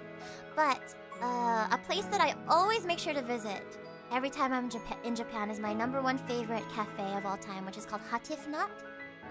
I'll put the name in chat. There are two locations, one in Koenji and one in Kichijoji. The one in Kichijoji has a like art exhibit and a like handcrafted things, a craft shop next to it as well. It's really cute. Hatifnut. And what I will say about Hatifnut is that it's meant to be like a fairy tale forest kind of cafe, and it's lovely and it has great food. And but two warnings. One, all the doors are extremely small. The doors are perfectly sized for someone my height. Any taller than that, you will have to duck. Especially going into the bathroom. You will have to duck in the bathroom. And then two, they constantly play kids' music. And sometimes, I don't think they realize because it's in English, sometimes it's like Christian kids' music about like Jesus and stuff. But every now and then, it's like kids bought Jesus. But the store itself is fantastic. I love it. Another favorite restaurant of mine is called Rakeru, which specializes in omurice. So if you're into omurice, like I am, it's actually, I feel like the more I've gone to it, the more I feel like it is a UK themed restaurant. Because it has like Alice in Wonderland and Peter Rabbit themed decor. So Rakeru is another one that I really like to go to.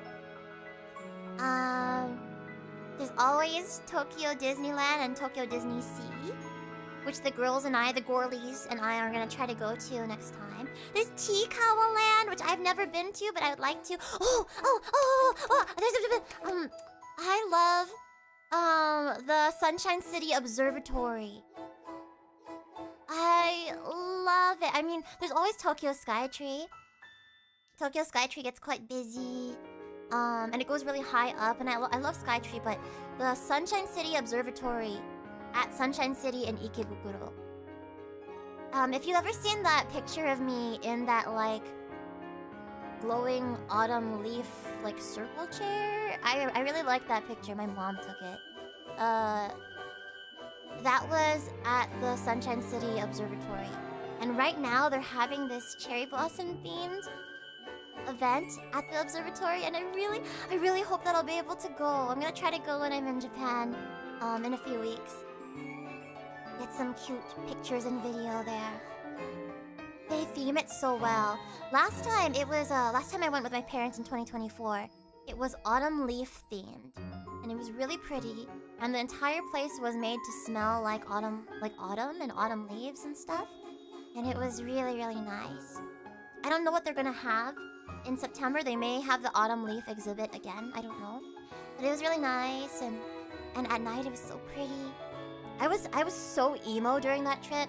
I like sat up there in the observatory, and I like went off without my parents somewhere. I sat and I listened to Fujikaze music while gazing emo-ly out the window. That's what I did, but it felt good. It sure felt good. And there are lots of pretty sights. I haven't had omurice before. In America, your favorite restaurant is Applebee's. Applebee's, huh? Graham, could I give you an unsolicited wisdom? May I give you an unsolicited wisdom? That wisdom is, There are far better restaurants than Applebee's. Please try other restaurants that are not Applebee's. I beg of you! I beg of you, please! That's a good wisdom. Bakata. Bakata, bakata. I need to watch the newest Dog of Wisdom video. They have a Chili's in do they have a Chili's in Japan? I don't know. I hope they don't, but they've got... Just go to a freaking Size at that point. Go to Size area and go to like Gusto or something like that. Literally any family restaurant, not Chili's. They do have Denny's though. Denny's in Japan is pretty freaking good. It's better than Denny's over here, I'd say. It is better. Like Chili's and Olive Garden, way better. Yeah, like...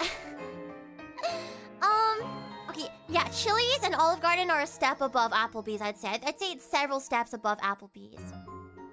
So funny. I went on Tumblr the other day to vote for Gavis Battle in the Tumblr Sexy Man polls. By the way, I'm here not only to shill my Oshi Kogimyun, but I would like to also shill Gavis Battle. Please log into Tumblr and vote for Gavis Battle from Hollow Stars in the Tumblr Sexy Man polls. Everybody, the way that the VTuber community and the internet in general has been rallying around Gavis, around Battle, has been like fantastic. It feels like the world is healing. It is. The world is healing. The world is coming together, kumbaya, because of Gavis Battle. So, vote for Kogimyun in the Sanrio character rankings every day, but also vote for Battle. Vote for our silly clown man every day in the Tumblr Sexy Man polls. Well, actually, I don't think it's an everyday thing. I think it's like a once per bracket thing. But he's in the quarterfinals right now, I think. Let's save Hollow Stars with the Tumblr Sexy Man poll. You think Muppet Joker's gonna win? No! I don't want Muppet Joker to win! No! At the very least, it could have been like freaking Shadow Milk Cookie or something. I like that the Cookie Run Kingdom fandom is rallying. The Undertale fandom's rallying together. And now the Monster Prom fandom rallying together. For Hollow Stars, I can. I only watch one male VTuber though. That's Porcelain Maid.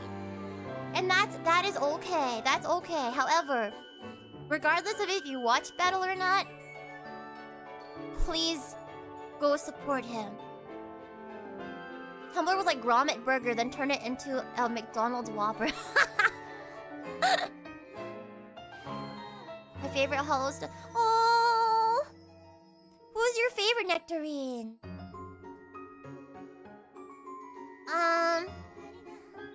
Let's see, other than that, I would say in Tokyo,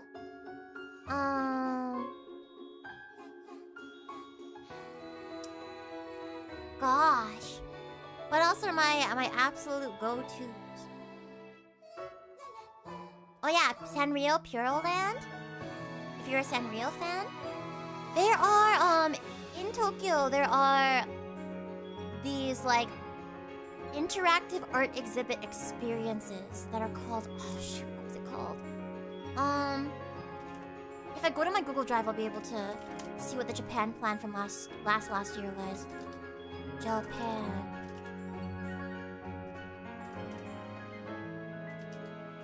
Japan trip planning. Yeah, there you go. Japan trip planning. Gosh, what was it called? It's like this interactive art exhibit thing. Japan trip planning 2. Okay. Tokyo. Gosh, Aqua, I think you... No. Hidden Nin. You reminded me of what... Team Labs! There you go. Go to Team Labs, but go to the one that has water. There's one that has water, and there's one that does not have water. Do Team Labs. That one is a really, really cool experience. Would highly recommend. Highly, highly recommend. And then just look up your favorite franchises in Japanese on Twitter, and look up pop space up, and then see if there are any like limited time pop-ups happening for some of your favorite franchises. Because I realize there are constant pop-ups all the time. All the time. There's one for Macross that's happening on the day I'm leaving Japan. So I'm hoping I make it into the lottery for entrance on the first day, so that I can maybe drop by the pop-up shop before I leave Japan. There's also a Agents of the Four Seasons pop-up that I'm going to. And that I'm gonna try to go to. There's so many Shugo Kara pop-ups and all of that. Went to Tumblr, but you can't find it. For the Tumblr sexy man thing? Hold on. Just look up... Hold on. On Twitter, look up Gavis... Oh, wait. Tumblr... Oh, wait. Here, let me try to find it. Tumblr.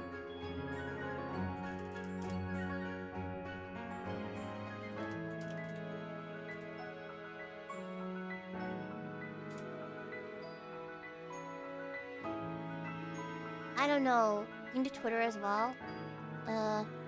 Tumblr sexy man. Cool.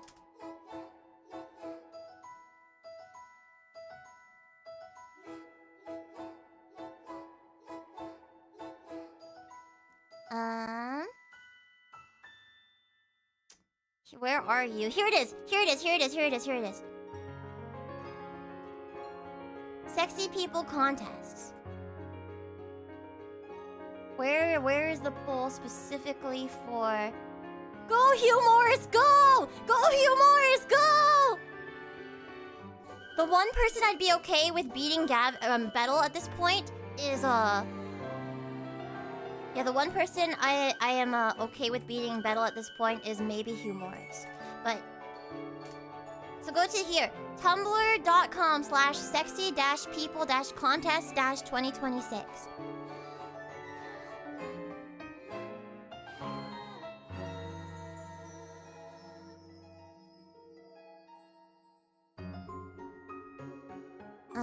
Hello, Aledandrion, welcome in, welcome in.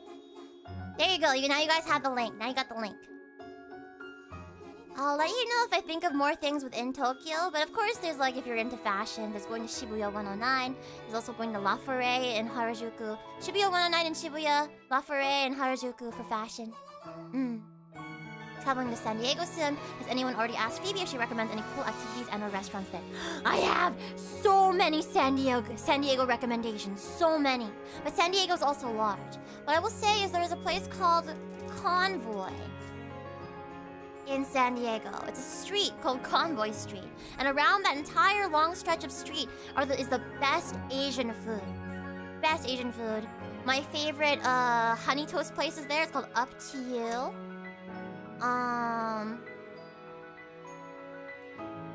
There's my favorite ramen place is at University Town Center.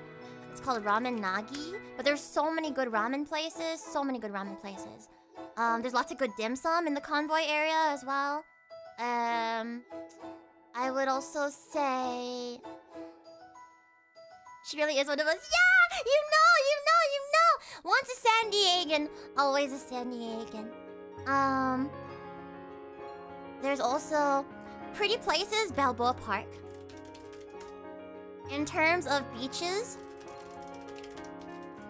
I would maybe try La Jolla is really nice for beaches. There's a Seaport Village in downtown San Diego. Very, very nice. There's Petco Park is there, Petco Park.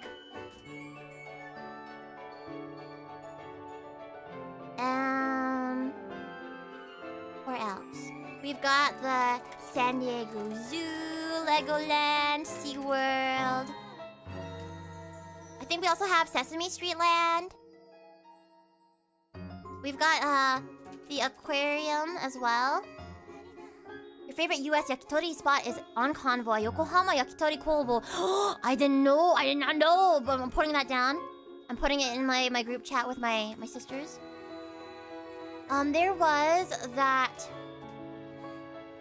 was that bakery that I went to.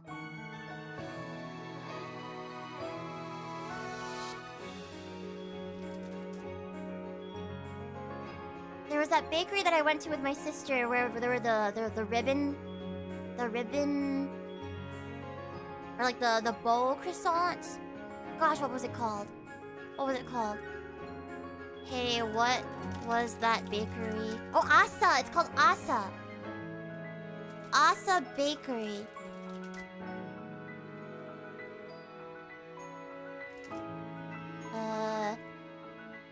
What are your guys's San Diego food and fun place recs for my chat? Pinging the group chat. Trying to think of other things that are San Diego exclusives. Also, Fish Toasty! Fish Toasty, thank you for another sub to gift it to the community. Welcome, Onion Champ! I love that name, Onion Champ and Fish Toasty. Welcome to the Beehive! Ramenagi does have branches up in LA County as well. However, the lines are better in LA County than they are at like... Oh, there's also Ramenagi up here too. In San Jose, but the lines are always so long.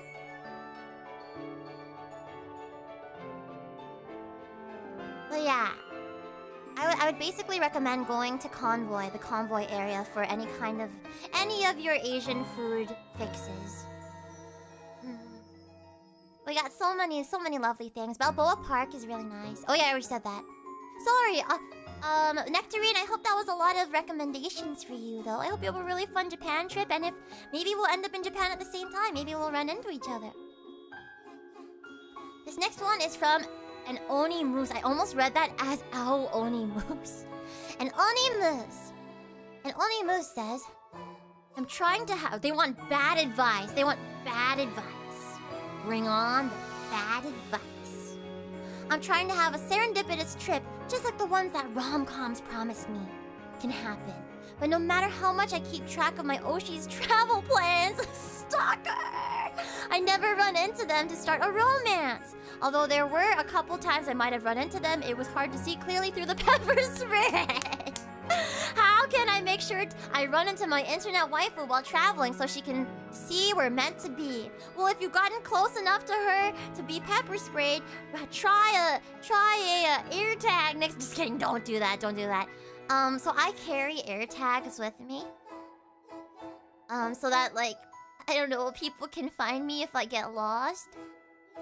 But, like my housemates put an air tag on me. But when I'm traveling with other people that are not my housemates, and they constantly get these notifications for, oh, you're traveling with an unknown air tag. They're like, do you have an air tag on you? And I'm just like, yeah, sorry, I'm the unknown air tag. That's me. My bad. My bad. Try an air tag. Or did you know that the red string of fate is connected between two people that are fated to be together? Surely you and your internet waifu are fated to be together, so just follow the very next red cable that you find. Follow it. Make sure you don't cut the red wire, though. Do not. It's like chipping a pet. He's like, wait, it is! Maybe I really am the household dog. I got chipped. I have an air tag that I put on my stuff. You should buy a visor or face shield for the pepper spray. You're so right. Wear your proper PPE. Wear your proper PPE. You should constantly... Yeah, at least you gotta chip them. You gotta chip them like a lost pet, alright? How can I make sure to run into her so she can see we're meant to be? Well, if literally nobody else exists, then there was a Fairly Odd Parents episode about this, where Timmy had asked for him and Trixie to be the only two people on the entire planet, and then she became obsessed with him because she needed attention. There you go. Just ask your Fairly Odd parents to make you and that person the only two people on the planet. And then they'll have no choice.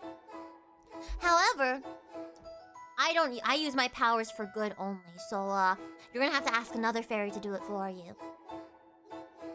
There was an anime girl that I had a crush on since I was 12, and she was also 12, and then time kept passing.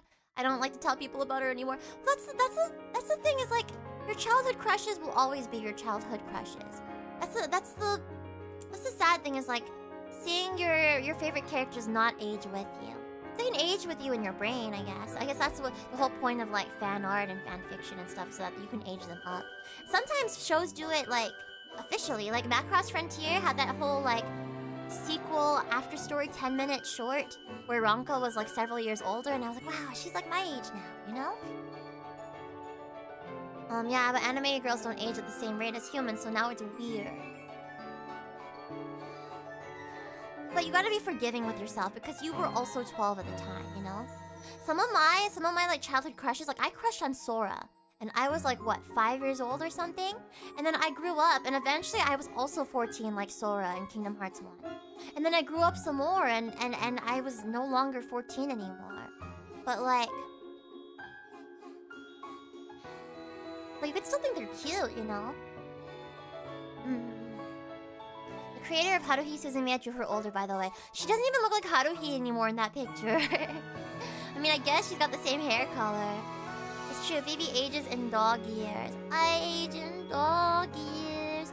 I'm super ancient.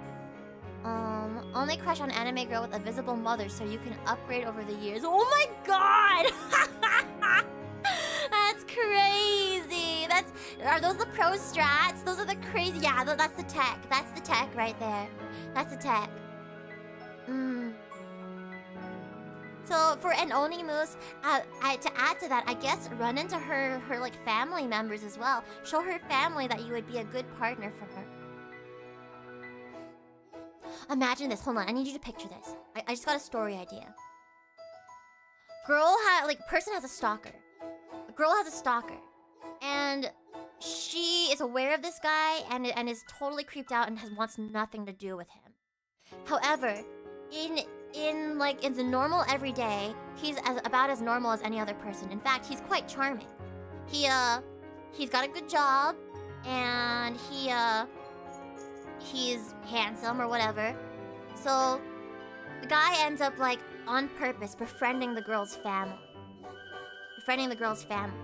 Like going and figuring out exactly where her mom and dad works. He helps the dad out. The mom needs help carrying her groceries, so he helps her carry her groceries all the way to the house, you know? All the way to their house, so now he knows where she lives. And he ends up becoming like an adoptive son to both the mom and the dad. He finds where the girl's younger siblings are living, and ends up giving them exactly the toys that they want, and basically like grooming them to like him as an older brother. The girl hates him. She's like, oh god, because she has every right, no matter how handsome or how nice or quote unquote nice. If he's a stalker, he's not that nice. Quote unquote nice or quote unquote like well off or whatever this guy is. She has every right to not want to be with him. Yeah. And then so she has to deal with the fact that like now her parents are like, oh my goodness, this is our like, you're basically my son. You're basically my big brother. So is he still a stalker? I say, is this a K-drama plot? Feels like it is. If anyone steals this idea, then please credit me for the original concept. He goes up to the little sister at a football game and asks if she wants him to be her older brother. No! Stop! No!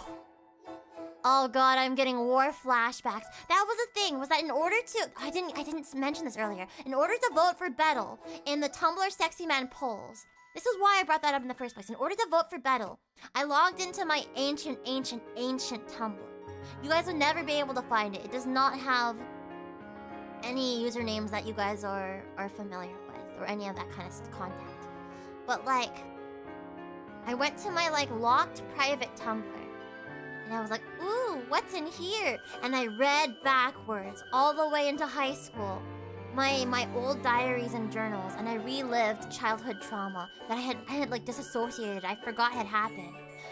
And I wanted to cry and throw up afterwards. I was like, oh god, I forgot that this happened to me. But it was worth it to be able to vote for Davis Battle. It was worth it. It was worth.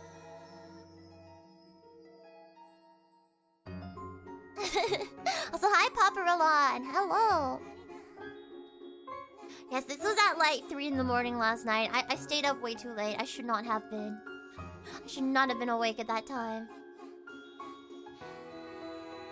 I still use Tumblr to this day. I know some people still do. Take Bettle to take responsibility for that. It's not his fault. It's not his fault.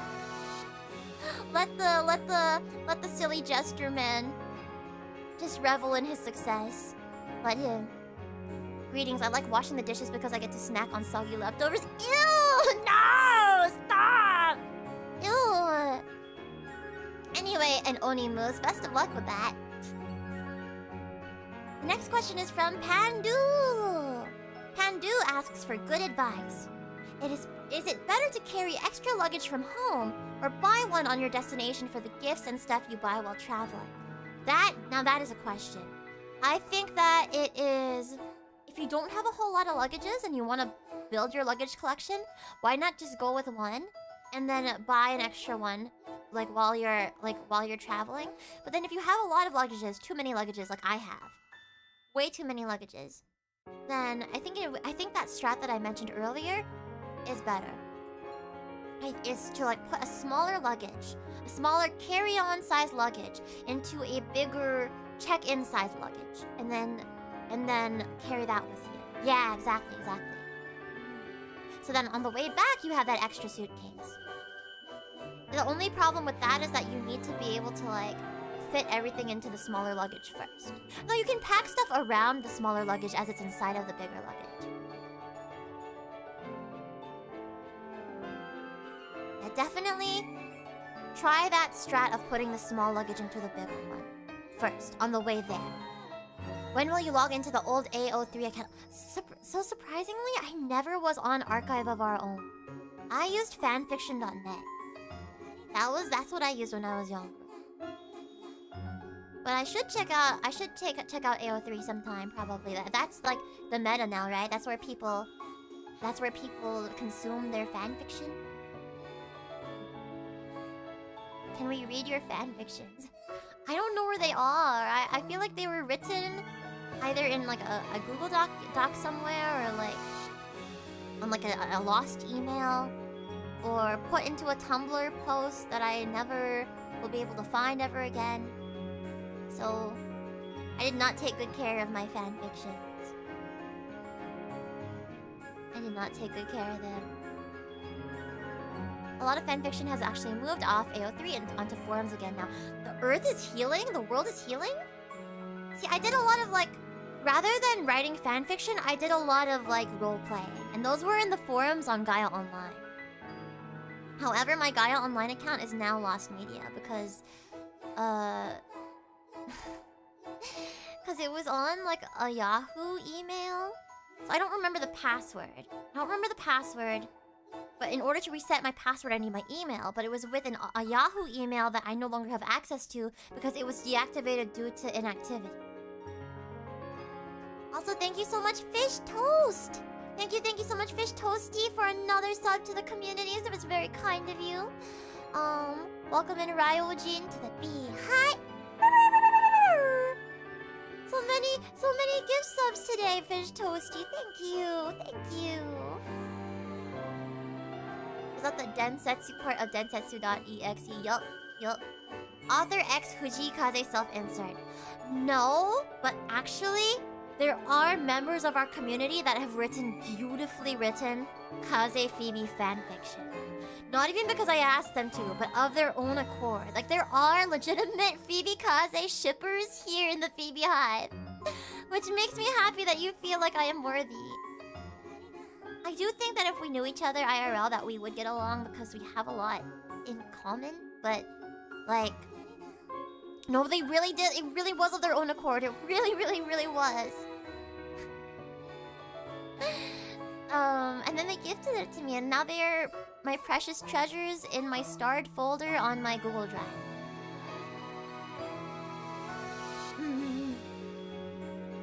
Trying to find his daily schedule and match it to your trips. No! I had that opportunity to meet him after his concert in San Diego last year. But I got trampled over and pushed out of the way by so many older Japanese ladies that were crowding around him. I could not. I got trampled by all the Oba-sans, and I got really sad and I cried. So I had prepared a little gift for him. I still have said gift, but I don't know if or when I'll ever get the opportunity to give it to him. It's okay. It's okay.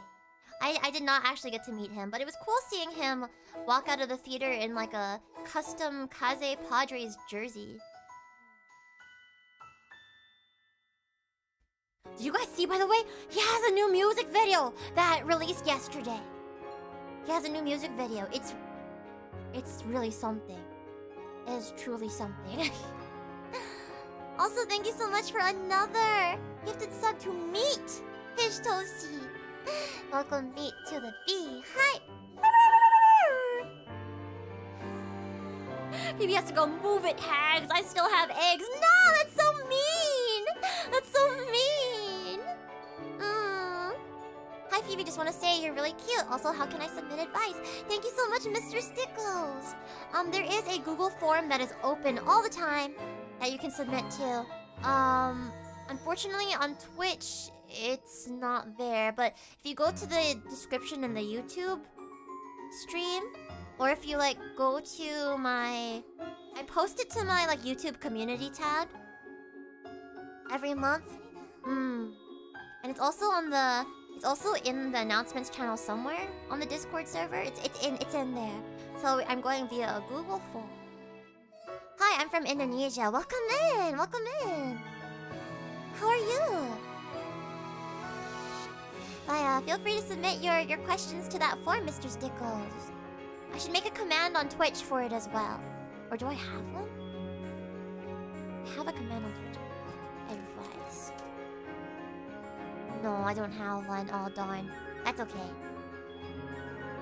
Next time I will make one. Oh yeah, welcome into the FeebeeHive. You're so welcome here. This next one is from Hinazumi. Hinazumi wants good advice on overpacking. I usually overpack a lot, but prefer to travel lighter. Do you have any advice to get better at that? I also have a tendency to overpack clothes, but I'm trying to get better at it. In terms of toiletries, like I said earlier, there are lots and lots of ways to consolidate toiletries.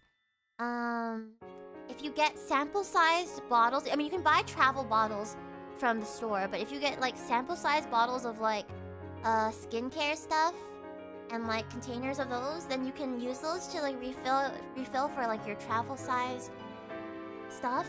My friend Wendy taught me that you can use like a pencil case. You can use a pencil case as an organizer for your small like toiletry bottles. And then when it comes to clothes, what I'm trying to do is I'm trying to pack clothes that can mix and match easily. Like for me, fashion is really important. And I like to have multiple different kinds of outfits to wear, and also it's just good to have more clothes so that you have to do less laundry. But I try to pack skirts and stuff that will match with various like tops. Like a skirt that'll go with multiple different kinds of tops, or a top that'll go with multiple different kinds of pants, for example. A pair of underwear for at least a week's worth of underwear, or like a pair of underwear for every day you're gonna be there. The underwear doesn't take like that much space up. Yeah, mix and match is the strat. It's the strat.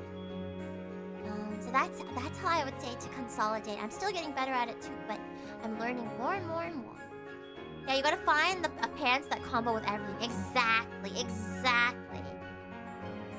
But pack more than one pair of pants though, because if your pants get like orange juice spilled all over it or something, then that'd be really, really sad if you didn't have some extras. I hope this helps, Kinazumi. Yes, they also have vacuum seal cases you can buy and make more room in a suitcase. Yes, that should... I heard about that. I've never done it myself before, but... I'd like to give it a try sometime. Next is by Welkenliner. Welkenliner would want bad advice on this.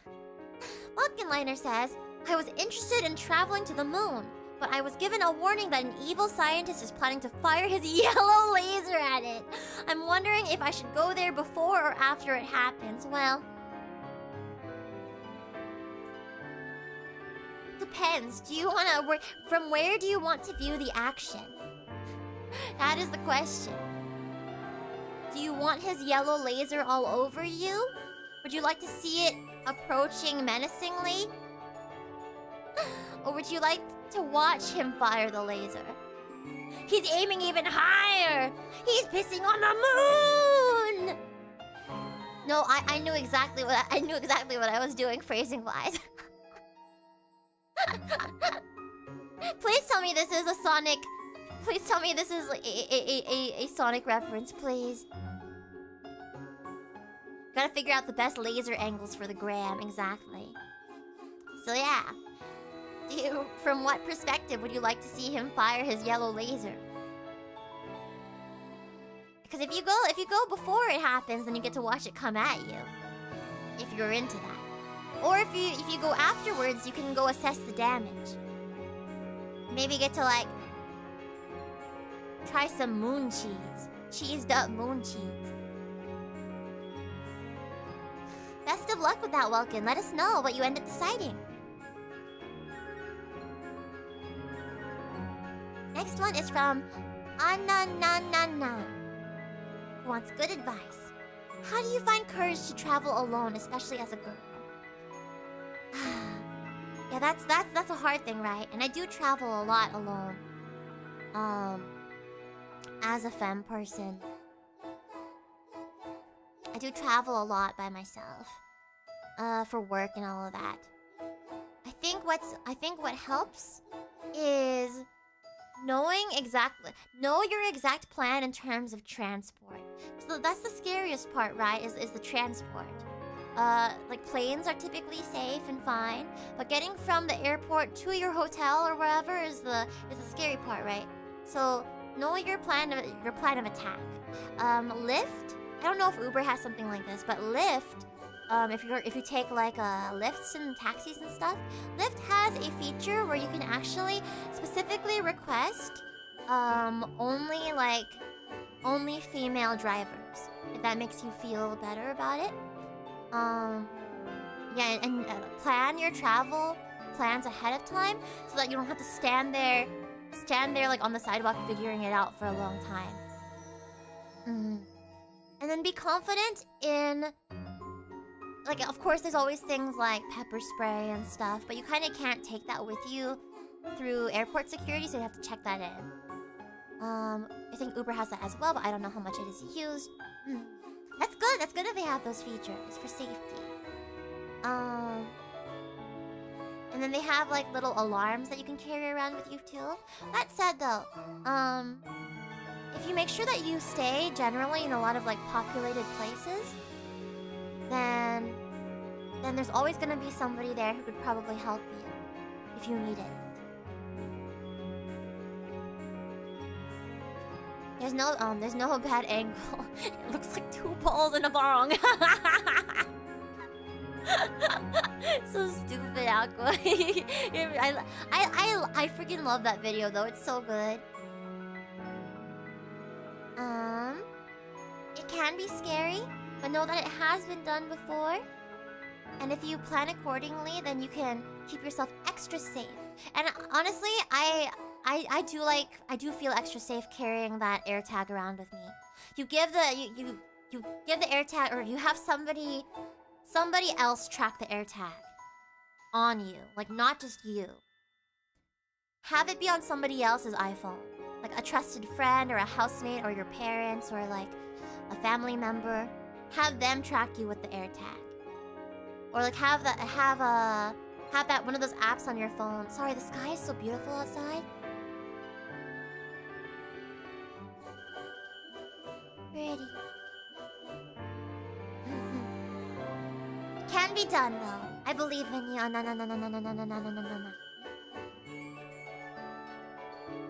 Next one was submitted by Tenanon.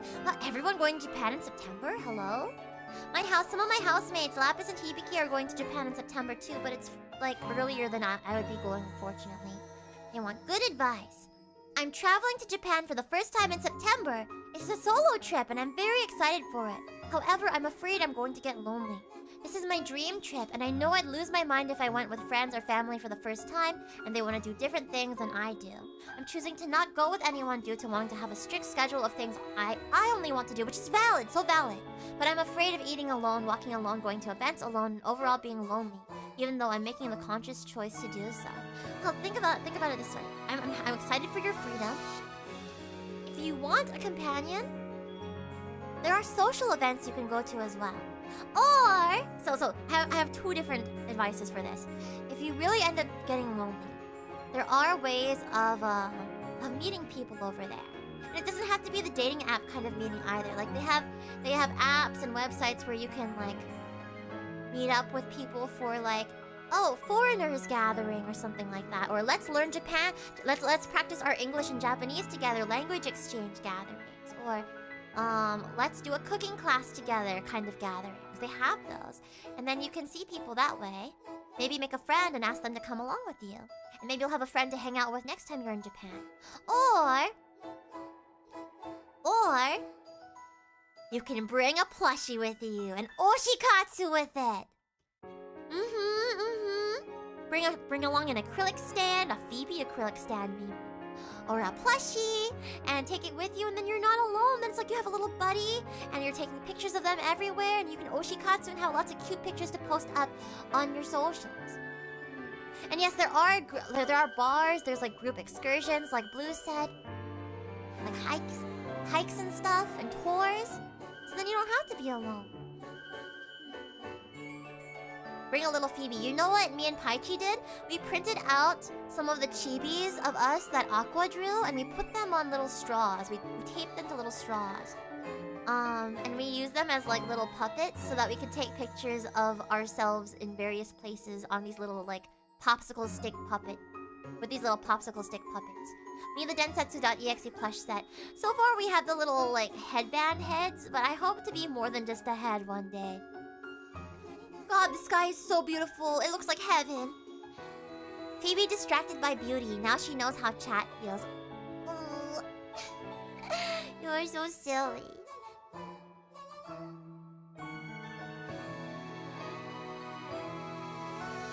But yeah, best of luck to you, Tenanon. I hope you have so much fun. Let's check out some of those options. Next is from Pykel. Pykel asks for good advice. With the topic of travel, I'm pretty sure this relates.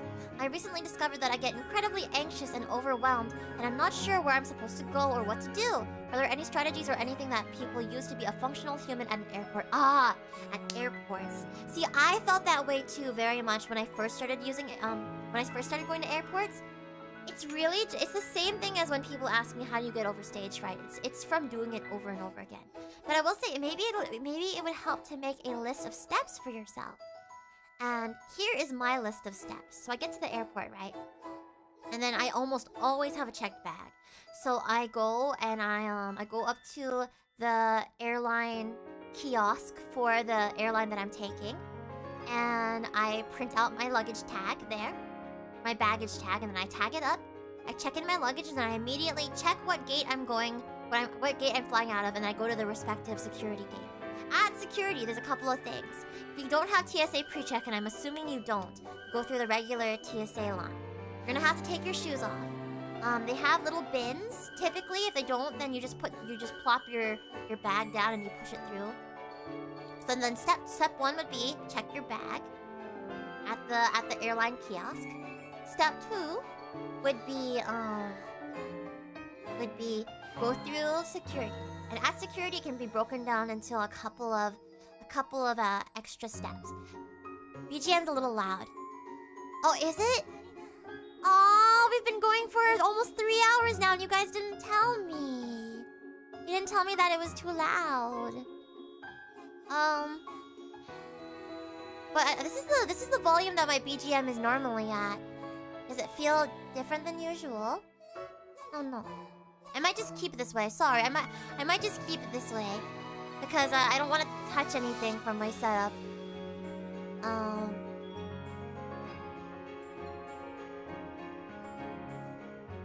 It's just a little loud. Okay, let me put it down then.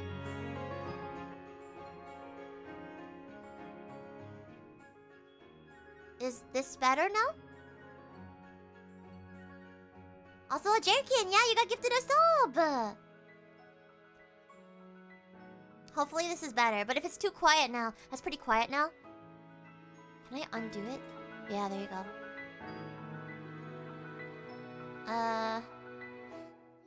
Maybe that's a little bit better? Perhaps. But yeah. So at TSA, there's a few steps. One, make sure you don't have any liquids that you're carrying on you. If you have any liquids, or if you have any like oversized liquids, you have to like water bottles and stuff. You have to dump those out. And then put everything in a little bin, including your shoes and any metal stuff you have. So like a belt, if there's metal on there. And then you put that through security. Once you get through security, then you go over to your gate and you just wait there. So it's really just it's a very simple 3-step process. 1, check in any baggage if need be. 2, go through TSA and make sure you have your ID on you for all of this. Put it like in a pocket for easy access because they're gonna check it a lot. And then do they allow body wash in TSA? Any kind of liquid that is like in a travel sized, as long as it's like below a certain amount of liters or milliliters, then it should be fine. Also take care, Esker. And then 3, just go wait at your gate. What really helps with anxiety is to get there early. Get there at least 2 hours early from your boarding time. However, I'm so used to it now. I'm so used to flying out all the time now that I basically get there like an hour before boarding, and I like speed run through TSA, and I get there slightly before boarding starts, and I'm like good. But to be safe, getting there early can help assuage your help ease your anxiety. Also, turns out airports are just as overwhelming in other languages as they are in English. I mean, I would assume that airports are even more anxiety-inducing in a language that you don't understand. But yeah, just be there a few hours early. Pre-check is wonderful too. Yes, I have TSA pre, and I accidentally have clear as well. But I've continued to pay for it because it's been worth it. Because since I like travel so often, it's worth it for me to pay for clear. It ends up kind of paying for itself with all of the work trips that I go on anyway. Airports typically have stores with snacks, meds, headphones, anything you forgot. So if you forget to pack something, it is not the end of the world. Exactly. You like to show up early so you can eat a meal / have a drink. But airport food's kind of expensive, isn't it? Surprisingly similar, they're a little more forgiving. They are a little more forgiving to people who are foreigners. Yeah, I bet. I guess that's the thing is like, you don't have to be so anxious. As long as you have your like proper documents on you and that you get there and like not super close to the time you're supposed to be boarding. Pack a little snack. Yeah, packing things yourselves usually work well. Yeah, airline phone apps. I almost always do my tickets and stuff off of my airline apps. So having the apps there for whatever airline you're flying out of, I think I have like every airline on here. I have a Southwest app. I have an Alaska app, American Airlines app, United Airlines app. I have an Amtrak app for when I take the train and stuff. The apps are very useful. Use the airline lounge for food. Are there? I've never been in any of the lounges. I've never been in an airline lounge before. Are they nice? Are they quite nice? They even have toilets in case your anxiety makes you violently. Yeah. My family has to pack snacks when we're going to the airport because it's way too expensive for just one food item. Right. The lounges are sometimes nice depending. What airline lounges have been the nicest for you so far?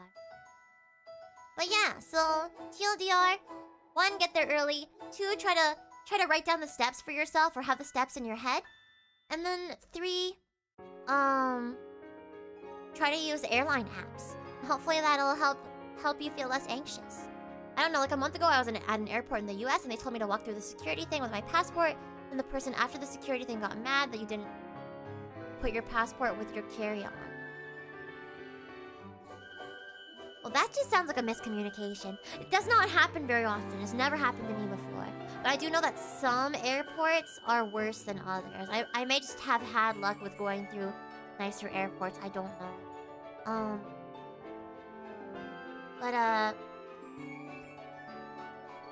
Yeah, So that's confusing. So typically you would not have anything in your pockets or on you while you're walking through the security thing. You would put it in your bag in like the little tub and stuff that goes through TSA. Typically. So I don't know why they asked you to. They may have just been confused. But yeah, don't worry, that kind of stuff doesn't usually happen, typically. Last trip I went on, my empty shorts triggered the metal detectors. There was one time that my wired bra triggered some kind of security thing. And they were like, we need to give you a pat down, but we're gonna give it to you in a special room. So they like took me to be interrogated, and I was like, but I was standing there and I was like, I'm pretty sure it's just my bra wire, so can I just like, I can just show you right now. And they're like, no, don't take off your shirt right now. I'm like, I'm not gonna take my shirt off right now. It's just like, so I had to wait for a long time because they didn't have anybody that was available to give me the pat down. And then they took me into a room to be investigated, and they're like, oh yeah, it's just, you just have like a really wired bra on. And they're like, okay, bye. But that's only ever happened to me once, and I have traveled so often. One time your glasses triggered the security thing. I've never had my glasses trigger the security thing. That's so strange. However, my shoes, the shoes that I normally wear, they do trigger the security thing because there's metal on them. So I've gotten used to the fact that even though I am TSA pre and I shouldn't have to take my shoes off, I still put the shoes into the little bucket because I know ahead of time that they're gonna trigger it. So then I just, any kind of metal stuff, I just put into the bucket anyway. Forgot not to leave the metal shorts at home. Yeah, you took your metal shorts with you. They made you throw it away, and now you don't have shorts. Now you're pantsless at the airport. How could you? Why would you get inspected all the time? Also, the number of times my carry-on with pen lights trigger for additional screening. Really? That's so interesting. I don't know why. Steel-toed safety Phoebe boots, yup. That's what they are. That I wear on stage. But thank you, Pykel, for the question. I really hope you're able to more confidently travel the next time you're at an airport. Next up is from Naracona. Oh god, for the bad advice. Time to start a war. Which is better to travel... Battle? Which is better to travel to? New York or Los Angeles? Oh boy. What if I said neither? Can I just say neither? Can I say that I equally dislike both? Can I say that I equally dislike both? Actually, no. I think I do like LA a little bit better than New York. New York is stinky and the people were mean to me, and I did not have a great time last time I was in New York. I don't know I may go to Anime NYC this year for fun, but am I gonna be enjoying being in New York? No. Equal opportunity hater, yes.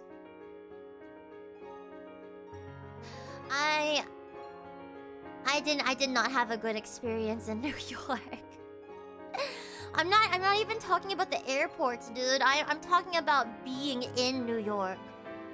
I don't like New York. Now, LA at least has a whole bunch of nerdy stuff and a lot of really good I don't know. There are lots of fun places for nerdy people like us to hang out in LA. Both cities are stinky, both cities are expensive. At least LA has the better weather, exactly. And also the people tend to be nicer to me there. I don't know, people were so mean when I was in New York. I was like, what? Normally approaching people with a smile helps, but no one wants to smile in New York for some reason. No one wants to smile.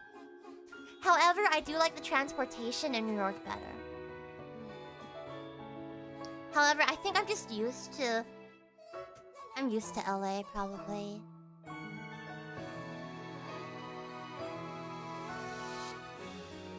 Phoebe has taken her side in the war. What did you expect from the Californian? But also, I mean, as much as I wanted to love New York. I wanted to love it. I really wanted to love it. I was so excited to be there. I enjoyed spending time with Caternal. And with, like, Neil. But I did not have fun being in New York. People in New York will always help you, but they'll not say anything to you and scowl the whole time. It's a different kind of nice. I see. Yeah, LA has quite a lot of nice people. They were very friendly when I went to Nintendo Land one time.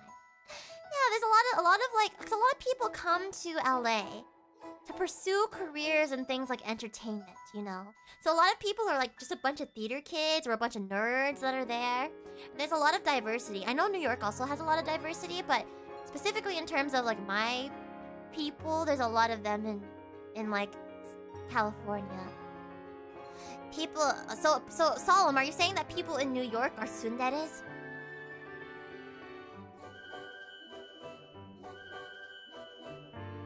New York City has cosplayers in Times Square. I mean, I guess those count as cosplayers. Sometimes. In that case, Las Vegas has cosplayers on the strip. Can't wait to see you and the rest of Densetsu in Sydney later this year. I can't wait too! It's gonna be a good time. I hope that I'll get to see a drop bear. And I want to try fairy bread. As a New York native, yes we are. Unfortunately, I'm not really into tsunderes. I think they should just be... People should... I mean, actually, it depends on the tsundere. I'm kind of... Oh, I'm kind of biased. Certain tsunderes I adore. But as I like the tsunderes that are really mean and really violent, I do not appreciate. People that can't be honest about their feelings, I think are cute.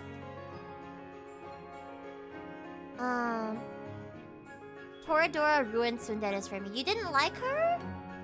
You didn't like her? You didn't like Kugimiya Rie in Toradora? Smile. People will always wonder what you're up to. What? I don't want to be suspicious. I'm just trying to be warm. Tsundere risks meeting frustratingly mixed signals. Yeah. Helga Pataki is only... Helga is a tsundere! You're so right! You're so right! I think I just didn't like the plot near the end, actually. I would like you to elaborate. I'm so curious. I'm honestly very... I'm intrigued. Toradora fixed tsunderes for me, ironically. A little. I'm trying to think. One of my favorite tsunderes is Senjo Gohara from Monogatari. She's one of the few tsunderes that I like. There are some boy tsunderes that are really cute. I'm thinking the main love interest in Yumeiro Patissiere, for example. I'm trying to think of other tsunderes, but I'm having a hard time right now. So, thank you, Narakona, for starting a war. Vegeta is a boy tsundere, I'm glad this war has expanded into a talk about tsunderes, right? You never expect it. This one is from Greasy-chan, who wants good advice.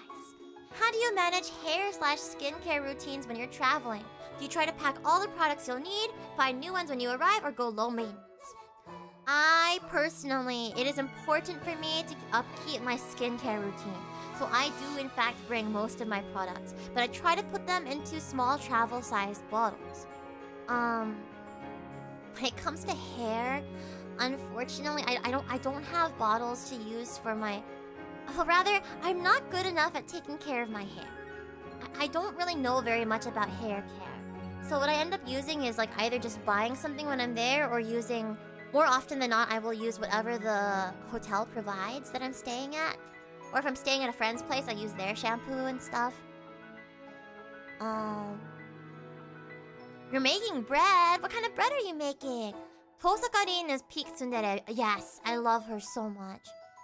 Yeah, I get tiny bottles from Daiso or a dollar store to pack that kind of stuff better. You do seem to keep your hair short at least, which helps a lot. Well, I'm actually growing it out right now. Because I want to be able to do the side ponytail on my model. Except the people who cut my hair last time cut it all way too short. I said I was trying to grow out my hair. And then they cut it too much. Well, I mean, I wanted a little bit of a trim. You know? I wanted a little bit of a trim so that I could get rid of any, like, split ends or whatever. But they trimmed it a little too much. And then they trimmed my bangs too short. I was sad. But yeah, I'm trying to for the first time in years. Because I kept my short hair because I love having short hair. It feels good. And it's easy to maintain. And you also use less shampoo and conditioner. So it's more cost effective. But we like... I don't know. I don't know. I've been kind of wanting to get long hair recently. I used to have really long hair. I used to have hair all the way down to my butt, and I'd have to fear it falling on the toilet when I was a kid. But now I'm trying not to make it that long necessarily, but like mid-back would be nice. Mid-back. And my hair is naturally wavy too, so I want to be able to like do a lot of cute things with my hair. When my hair is wet at the barber, it looks fine, and when it's dry, it looks way too short. That's the thing, is you have to keep in mind that once it dries, it'll look shorter, it'll fluff up a little bit. A good haircut person will keep that in mind for you. Because they need to like they need to wet it when they're cutting it. But then they dry it afterwards so that you can see what it looks like. And they need to keep in mind it's gonna shrink a little bit. But yeah, that's what I do, Greasy-chan. I keep my skincare routine going because that's just important to me. If your hair and skincare routines are important to you, then you'll find small bottles to take all your stuff along. Because I have a very like extensive and specific like skincare routine, so I can't really get everything that I want when I'm on the go. Do you have a regular person you go to for your haircuts? I did, and then she disappeared, and this like couple with very, very heavy European accents came and started like taking over for her. And I will schedule appointments on the website with her. For at least the past year, I've not seen her at all. Every time I schedule an appointment with her, she's not there. And it scares me because I'm like, did they like kill her and take over her business? They have me pay through like Venmo and stuff too. I'm like, oh. So I may have to find a new haircut person. I had this Japanese lady that I went to for a haircut when I was in Maryland last. She did a really good job, but I obviously don't live in Maryland. I also had this other Japanese lady that I went to for a haircut last summer? That's when I had that really short haircut. I loved it so much. I loved it, but I haven't been to her in a while because she lives kind of far. So I need to, maybe I'll go back to her sometime. Also, thank you so much for the 3 more gifted subs, Fish Toasty, and thank you, Spriggan, for subscribing with Twitch Prime. Welcome you guys to the FeebeeHive.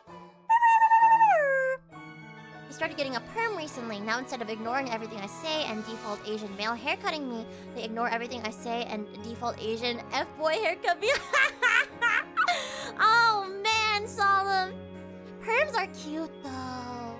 Perms are nice. Specifically, you should, like, certain people need different kinds of perms. I have a friend who got a perm and was like, I looked like a granny.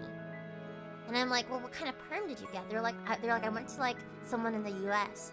And I'm like, well, you should look for someone. Typically, these are Japanese hairstylists that do digital perms. They're called digital perms.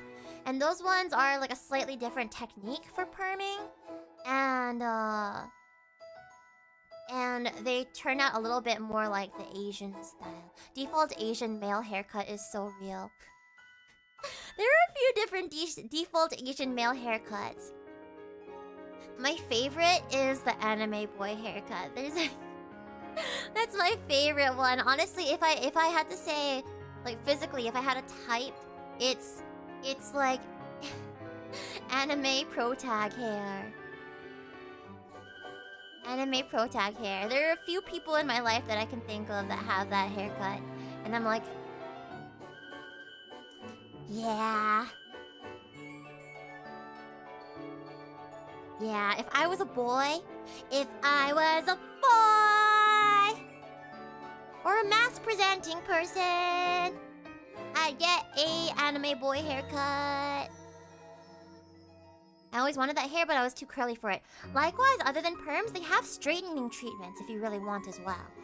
You can do the opposite of perming. You can, like, perm straighten your hair instead of perm curl your hair. There are 6-7 viewers on Twitch. Anyway, Fish Toasty, thank you so much for the gifted community sub as well. Another one.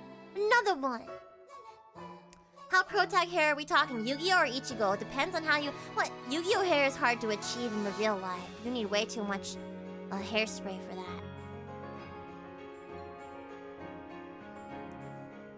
Crab ragoons. I don't know. Sorry, I don't know why I started thinking about crab ragoon. Some stylists will try to pick me up. I have to be really careful. Oh, ooh. You mean like flirty, in a flirty way? Or will they physically try to pick you up and yeet you? Yu-Gi-Oh hair is goals. Yu-Gi-Oh hair is goals. I wish it was easier to do in the real life. You know what? I would want anime hair vents. Or visual novel hair vents. Never the wrong time to think about Crab Rangoon. I'm sorry, I don't know why I started thinking about Crab Rangoon. Yeah, Greasy-chan, best of luck with your routine while traveling. Boop. Next one is from Anon, who wants good advice. Do you have any tips on navigating language barriers when traveling abroad? I want to talk to everyone, but sometimes it can be a struggle even asking for directions. Well, first of all, I do like to try and learn a little bit of the language before I go to a place. Though, to be honest, other than English-speaking places, I've only really been to Japan. So, before I go to Japan, I try to brush up a little bit on my Japanese. But my Japanese tends to, like, come back when I'm in Japan. But also we have technology for this. It's not wrong to use Google Translate. When talking to some of my friends' parents, I use Google Translate to speak to them in Chinese. Because I, like, don't know Mandarin. But they only speak Mandarin, so, like, I'll use Google Translate. And then they'll use Google Translate on my own phone to, like, speak back to me and translate to me. And that's okay to use as well. Yeah, at least learn some very basic phrases like, excuse me, or I'm sorry, or thank you. Or where is the blank, you know. But those are my tips for you. Thank you, Anon. Next up is from Durzan. Durzan would like some good advice. I'm a writer working on a story focused around a small-time VTuber and a former J-pop manager. I want to portray things realistically and accurately. What's 1 or 2 important things about the idol side of VTubing that people misunderstand or don't know about? The idol side of VTubing, specifically.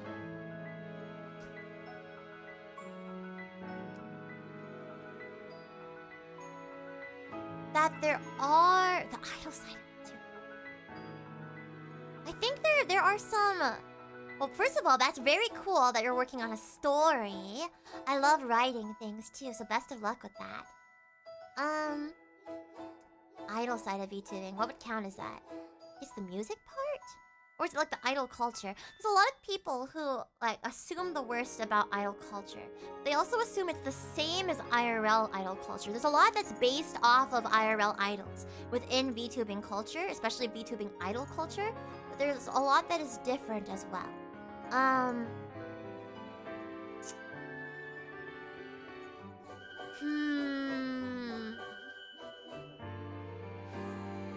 guess,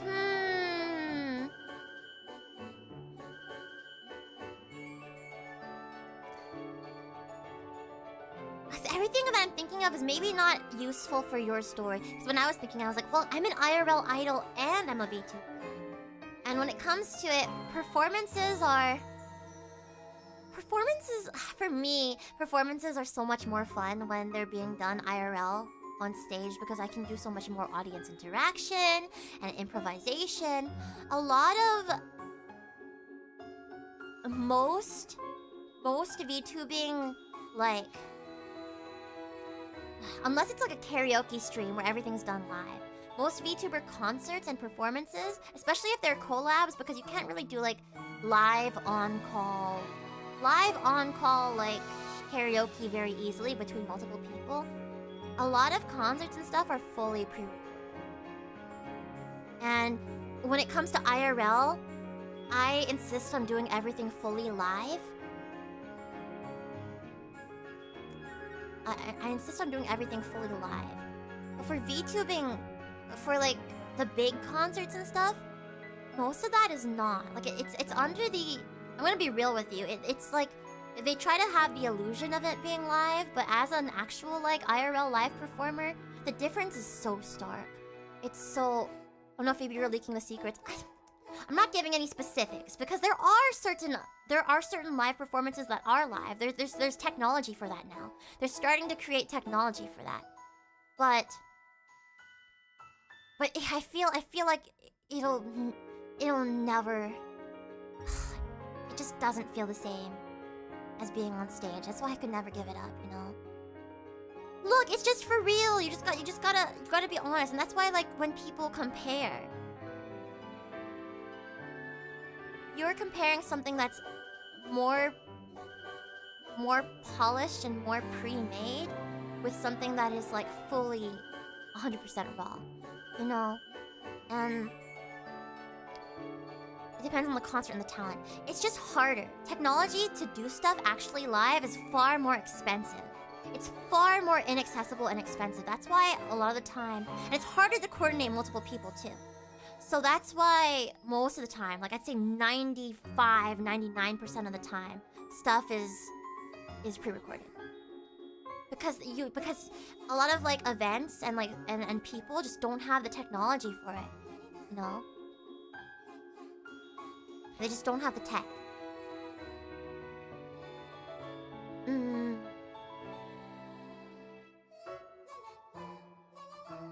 And I do know that there are a lot of VTubers that are comfortable in the fact that it's not live too. And that's okay. Not everybody wants to be a live performer. It's just the funnest part of it for me. It's the funnest part of it for me is doing stuff live. Sometimes the music and choreography is recorded separately too, right? Yeah, so like I said, my very first time doing mocap was for Nimi's concert. Before that, I had been in one other 3D concert. It was Otaku Stage, Inanna Bell's Otaku Stage, where I did Seikan Hiko, and people were asking me, they're like, Phoebe, did you forget the dance? Did you forget the choreography for Seikan Hiko? And I was like, no, I didn't. It's just that a stand-in was doing mocap for me because, like, you know, not everybody has the money or the means to fly all the performers into a place and do mocap. It's a lot of time and coordination and technology and stuff that needs to be done. But a stand-in did my choreography for me for Otaku Stage. And yeah, I saw that it got shipped out because mine got shipped out to me too. Yeah, they did a lot of So my first time doing my own mocap was for Nimi's concert.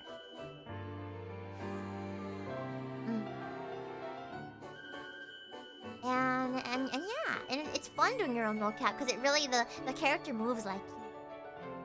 Tech checks eat a crazy amount of time, so tech check with a VTuber takes even longer. Exactly. Well, yeah, if it's live. I guess that's something else, is that it can make a show easier if it's all pre-recorded because it's just hitting play on a video for the tech team. But like, if you were to try to do something live, then tech checks take forever. There's so much that can go wrong. And yeah, Thomas, for VTuber stuff, almost always the music and the choreography are recorded completely separately. Almost always. There's technology out there, and we're starting to roll out some tech to like be able to do things live. Well, it's just the way things are. So I guess that was a big.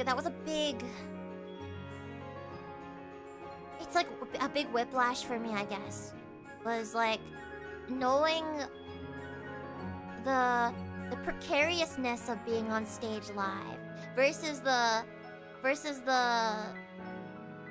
really like pre-planned nature of everything for like VTuber performances is quite different. That's why I enjoy them as two very separate things from each other. Been watching a lot of the mocap for Miku concerts recently. Yeah, they have some behind the scenes stuff, huh? So hi Frost Tenchi. That's very interesting. I find the inside baseball of VTubing very fascinating. Right. Something else, I guess. Is that, I guess?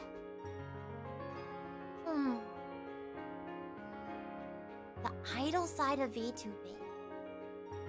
See, when you say idol side of VTubing, I just think performing, but I feel like this person maybe thinks something different. I wish they could clarify for me what they mean.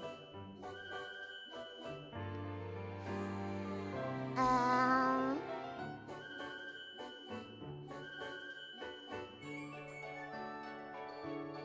think. I don't know. If you guys have any other specific questions related to this that might be able to help Durzan out, then please ask them in chat. But for now, hopefully that helped. I'm not sure if it would. It feels like a more technical thing rather than a personal thing. The idol side of VTubing, you just watch them. I think it's really cool how you managed to combine those two aspects in your live performances, the VTubing side and the stage side. Yeah! You know what it feels like? It feels like being mixed race. Because I'm also mixed race too. And I'm like, but like for this in particular, it feels like combining two very important, related to each other, but also very distinct parts of me into one, because they're both very important. They're both very, very important. I would go dramatic for your story, since you would need a lot of first-hand experience if you want to make a realistic story. I mean, in terms of drama, so this isn't the idol side of VTubing. This is just the entertainment industry in general. It's scary. It is scary behind the scenes. It is a lot of it's good to, while it is very important to network and have connections with lots of people, it's also good to be selective about who you allow close to you and into your inner circle, because there's a lot of ulterior motives and stuff. There's a lot of ulterior motives and scary people. Oshinoko seems more accurate than not about what the biz is like. Honestly, that's part of, a lot of people hate on Oshinoko. They're like, oh, it makes idols look bad, or like it's like makes the entertainment industry look bad. But as someone in the entertainment industry, yes, it's like that. It is like that. Like it's not like everybody has the same experiences. There's a wide variety of experiences within the entertainment sphere. But something that I think Oshinoko does well is that it shows lots of different sides of it too. It shows the bad sides, but it also shows the wholesome sides where you remember why it is that you're doing what you're doing in the first place. And like when you make friends within the industry and stuff. Like there's the good and there's the bad.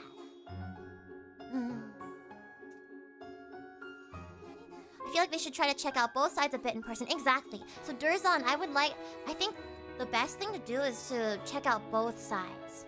The IRL side, because this person is, one of your characters is a former J-pop manager, so you need to kind of know what IRL artists, how they function, and then you're also writing about a small-time VTuber, so it's good to know how VTubing, especially independent VTubing, goes. The thing about dramatizations is that they show how extreme things can be. Yeah, they do, because things can get that extreme. Also, SRML, welcome in. Yes, we also need the Steiner AMA. We need the manager side. Oh, would you guys like that? Would you like if I brought Steiner on stream sometime and did like a ask me anything with him? What if we did that? Wouldn't that be fun? What if instead of Oshinoko, it was Tsuchinoko, and instead of being about the dark side of the idol industry, it was about a Tsuchinoko? Aqua, that's beautiful. I would watch that. I would read it. 10 out of 10. Steiner interview would be interesting. That'd be cute. Yeah, you know what? I'm gonna think about this.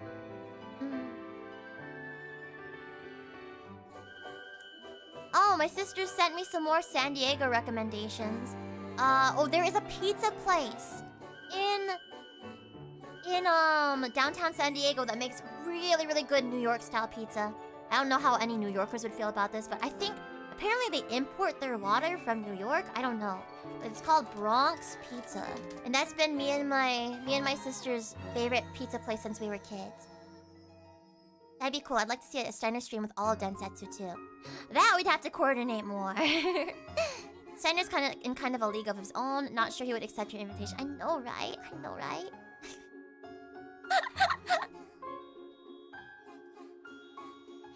But definitely Steiner and I. He's been managing me for the past 2 years. We've been through so much together. I feel like he'd have a really interesting insight in. And I introduced him first. He wasn't doing anything with my VTuber stuff until the Densetsu stuff started. I was managing all my VTuber stuff.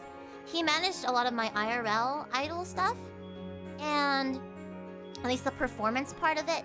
I've always done like the music and the VTubing myself, but he managed a lot of the performance part of it, and he started coming with me to cons, and he had told me before that he was really, really happy that I had introduced him into like this new world. I think it would be interesting to like hear his perspective on how things have changed over time. That place shut down nearby my place. What do you mean? Wait, it shut down? No way. Bronx Pizza San Diego. Oh, okay. Do they have multiple locations?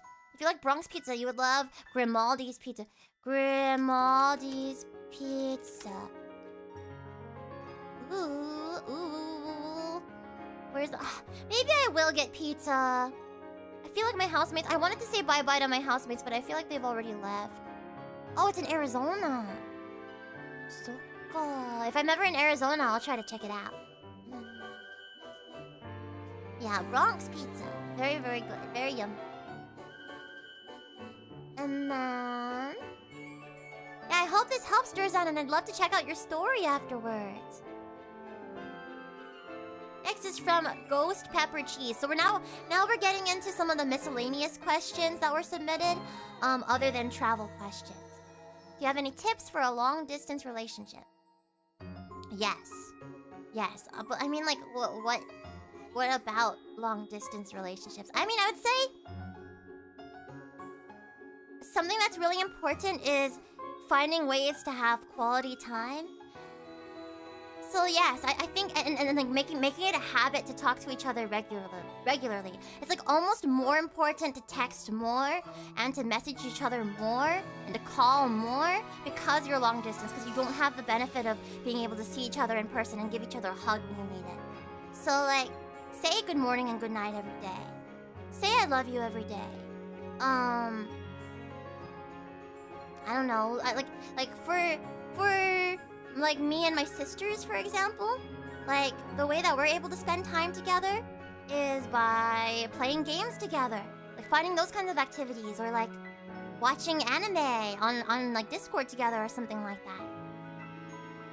Create habits and create create habits of spending time with each other. I think that's the most important thing, is to, as much as possible, let the person know that you're thinking of them. The rituals, yeah, it's about the rituals, you know? Like, oh, Friday night anime or something, I don't know. Playing Minecraft with each other every week, I don't know. That kind of stuff. And, of course, mailing each other things is nice. I still like to send people handwritten letters when I can. I don't think I've sent any friends, like, letters recently. But it's nice, you know? Because that's something physical that they can hold on to. And then also, I think it helps having matching things. Being able to match helps. Perhaps, because then you can, like, think about each other when you're far apart. No?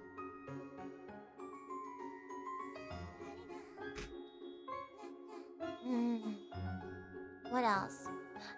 I think it's nice. It's probably nice to know when the next time you're gonna see somebody is. Give them something to look forward to. That is my advice for you, Ghost Pepper Cheese. I hope that helps. There are some people that I know who, like, met on Final Fantasy XIV or something, and then they were long distance, and then they closed the distance, and now they're married or getting married or something like that. So it's totally possible. It's just a lot of effort. It's just as much, if not more, effort than IRL. It's more effort than IRL relationships.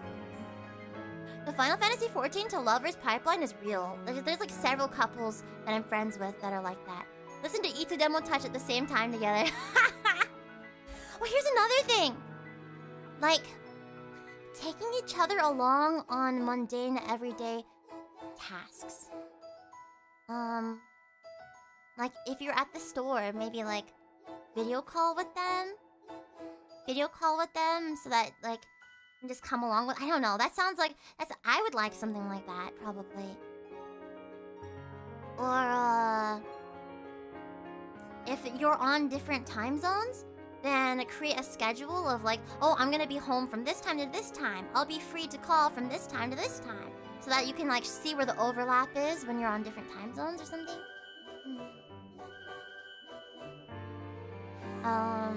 TFW, I only do single-player games, but you can stream it to them. Stream it to them so they can watch you and commentate on it like they're a streamer, you know? So those are some tips that I can think of off the top of my head, at least. But, best of luck to you, Ghost Pepper Cheese. Next one. From Antisocial Grumpy Pants, who wants good advice.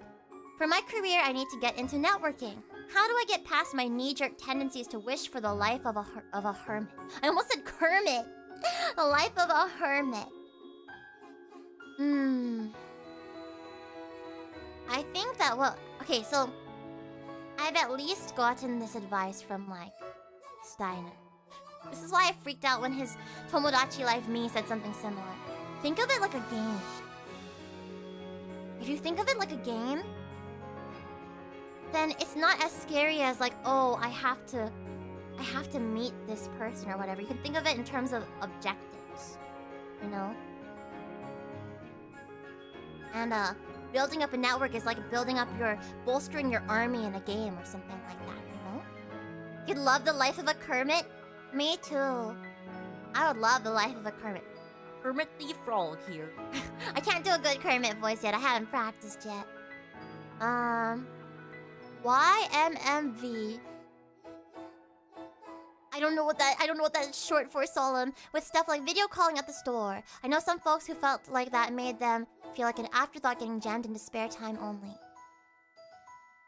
I think it does depend on the person.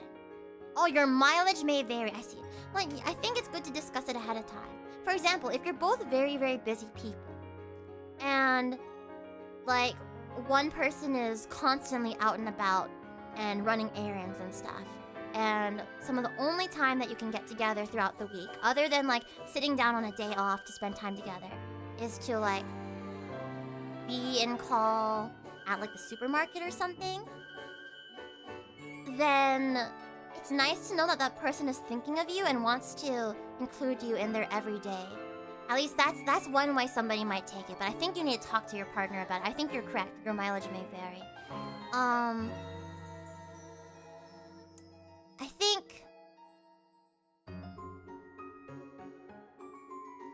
I think like for me, I would really love to like learn about the world that the person comes from. How do they live their life every day? What is it like from their perspective? What does the store look like over there compared to over here? The store that they go to all the time. I would love them and would want to love their world and their perspective on things too. So I personally would like things like that. It also helps me to fantasize about like oh, I would love to do mundane domestic things together one day, that kind of thing, you know? So that's why I suggested that, because I feel like that's something I would like, but definitely talk to your partner about that kind of thing, because I can totally see someone feeling like an afterthought that way. But in my head, I'm like, if someone were to like ask me that, then I'd be like, oh, they thought about me enough to include me in their everyday, you know? Right. That was better than some Kermit impressions. Phoebe cute. Hi, Bunny. Welcome in. Yeah, think of it like a game. That might help. Next up, from Aunt Ominous, who wants good advice. I've been feeling really stuck when it comes to creativity lately. I constantly start new creative projects but always end up losing motivation eventually and never finish any of them. Any advice for helping find focus and committing to finishing any at a time? Ooh, that's hard. Because I also feel like I'm actually ADHD. So I'm hopping from one thing to another quite a bit. What I like is I like checklists. I love checklists. And I like ordering things in terms of priority on my checklist too. And then you can break those down into even smaller checklists for steps for each project. I think what helps is like updating people and having people to keep you accountable. So if there's somebody that has been like a friend of yours who's been watching your progress on something and who's excited to see the end result, then that can motivate you more than doing something just for yourself. You know? I think a nice like thought exercise and writing exercise also helps. Why am I doing this project again? Why did I want to do it in the first place? Write that down as well. Write that down. So that if you ever forget why you wanted to do it, you can go back and maybe rekindle your motivation, perhaps? I hope this helps, and ominous. I hope. Oh, I usually lose all forward momentum once I tell anyone. Really? Wait, I'm so curious as to how that works in your head. Why do you think that is? Yada, 仕事したくない. Well, this is for creative projects, right? Or you could give yourself milestone rewards. At every milestone, every step, you get a micro reward, and at the very end, you get to reward yourself with a big reward. I don't know. Sometimes you gotta treat yourself like a kid in a classroom with a point system and gold stars and all that, you know? I hope this helps, and ominous. Next up is from Tristan, who wants good advice. I'm 23 and I don't know what to do with my life. I don't know which direction to go in, and I feel like I'll never find that answer. I thought I knew the answer at one point by just getting a business degree and living normally, but now I just feel completely lost. Sorry to dump this on you, but considering you have a lot of experience in life, I would love to hear your advice. I'm happy you feel that I have the wisdom to give you advice on this. Also, love your streams, Phoebe. I especially like the Kingdom Hearts ones. Thank you! I hope you enjoyed the finale to Kingdom Hearts. Tristan, I will say 23 is still so super young, and it's never ever too late to take your life in a different direction. 23 is still so young, and this is And it's a time that where you can experiment with a lot of different things. It's okay to be lost at that age. There are people who are lost for most of their lives. We're always searching for something, aren't we? So it's okay to not have everything figured out. Let yourself experience lots and lots of different things. See what sticks with you. You got your business degree. It's gonna help you in some way, shape, or form in the future. Whether you do something directly related to it or not. And, like, I'm still figuring things out for sure. Yeah, our 20s, we should be testing out the waters for what we like. In terms of everything. In terms of job, in terms of friendships, in terms of relationships, in terms of what we want to be like ourselves, in terms of fashion, in terms of lifestyle. Try so many different things and see what sticks. It's okay to be lost. Think of it instead as an opportunity for exploration, and that's so exciting. That's so exciting. For me, I get really anxious being in one place at one time. Yeah, young people are rushed often. You're correct, Thomas. Young people are rushed often into long-term decisions too quickly. I think that it's okay. Even like, once I'm in my 30s one day, I figure that I won't have everything figured out by the time I'm 30. I figure that I won't have everything figured out still. And that's okay, because I think the 30s, apparently your 30s are where you really start to like live, where you really start to have fun in life.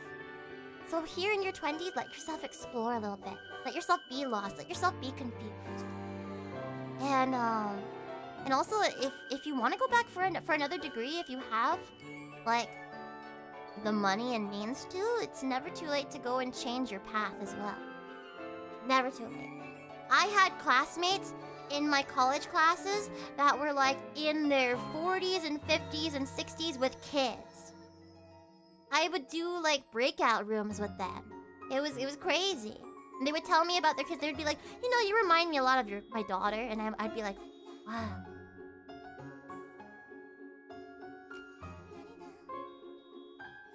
You're old enough to be my mom/grandma.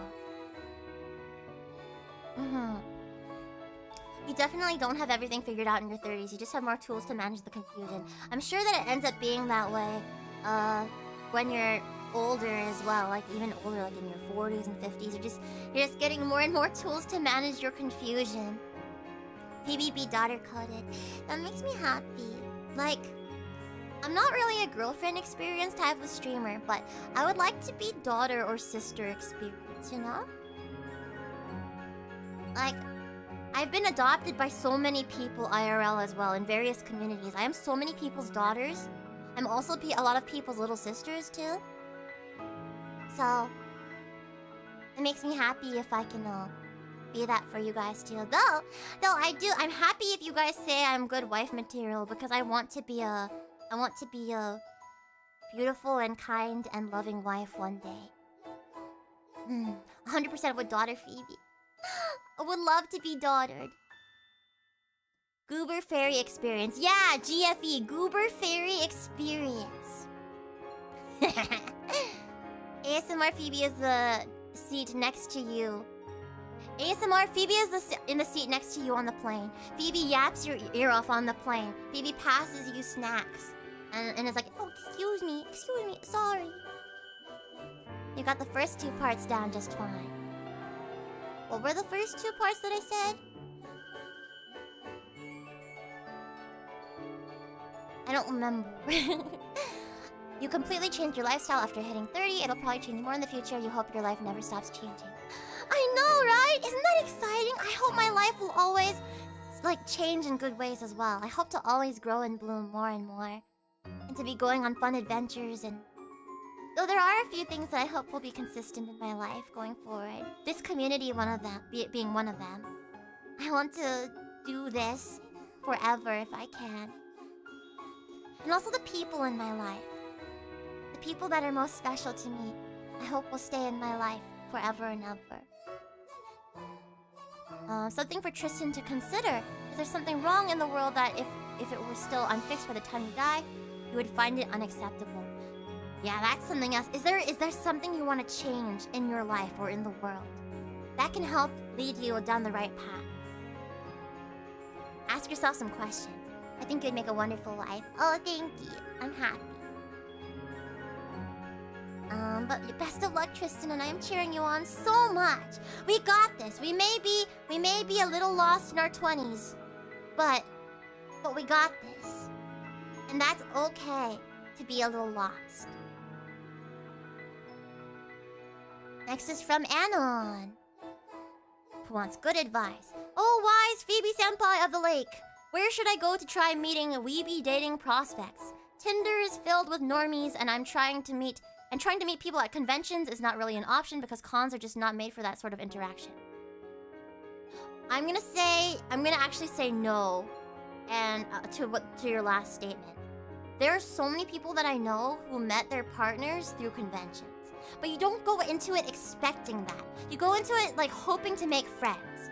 And once you make friends, that's the thing, is like the more friends you make, whether it's online friends, there's so many online communities. With the way that the world is more connected with technology now, especially after pandemic, there are so many online communities you can join and meet friends that way. And you can meet lots of friends at conventions as well. So many friends that I've made through conventions. Like, as a result of traveling for performances, I've made so many wonderful friends. And you don't go into it hoping... I mean, ideally you don't go into it hoping to find a boyfriend or a girlfriend or a partner or anything. But the more friends you make, the more people you'll have in your life, and the more prospects you'll have. Potentially. And some friends may end up standing out as potential partners. Yes, as Hiddenden said. You've heard of dating events at cons, but they seem to always be limited to a lottery system. What? I've never heard of dating events at cons, though I should not be surprised.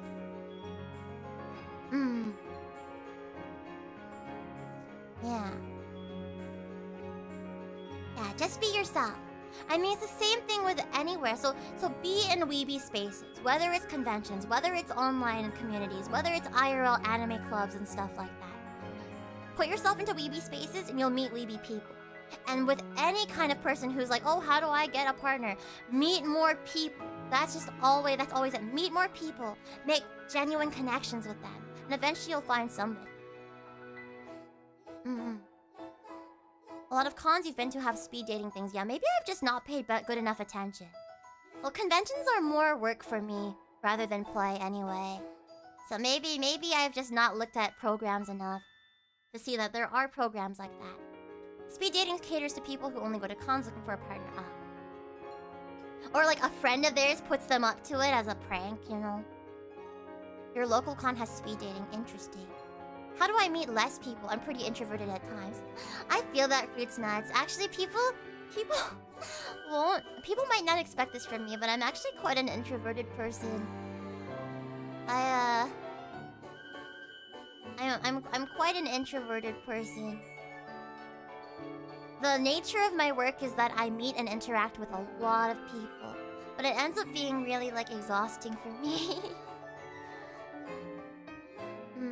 Has MagFest turned into a work con for you? No, MagFest is PlayCon. Even if I have like my 5-10 minute performance or whatever as part of the Idol Festival, it's play for me. MagFest is play. Though I did mostly just help out with cooking. Last MagFest, that was most of what I did, is help out with baking and cooking stuff. That's fun. That's fun in and of itself. It just gets really, it's just a lot of work. You're nuts as an introvert during idle things. How do you have the energy? I'm motivated by my pure love of music and performing. And also sharing that with people. I may be an introvert, but sharing with the things that I put lots of love into with you guys means the world to me. And I love you guys. I like you a lot. Like, I love having these connections with you. I just get... My social battery just gets drained easily. That's why, like, when I'm in idle mode or when I'm in streamer mode, I'm fully 100% like unlimited energy. But then that's why when I'm not on stage and I'm not doing a meet and greet and I'm not on stream, I honestly don't go to parties and I don't hang out with people very much outside of those things. Because I would kind of rather like walk around with my sister or with like a friend or something at these cons, like through the artist alley, just like the 2 or 3 or 4 of us, and do something quietly rather than go and see every single person. Like, I love my friends. I love the people I meet at conventions. But there's so many.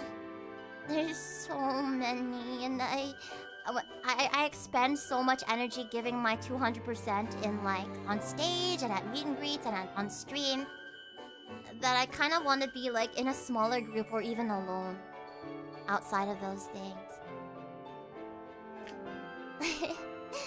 That's how,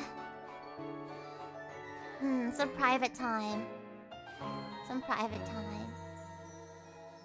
I love hanging out with small, intimate groups of people. I'm very comfy in, like, one-on-one hangouts and one-on-one conversations. Actually.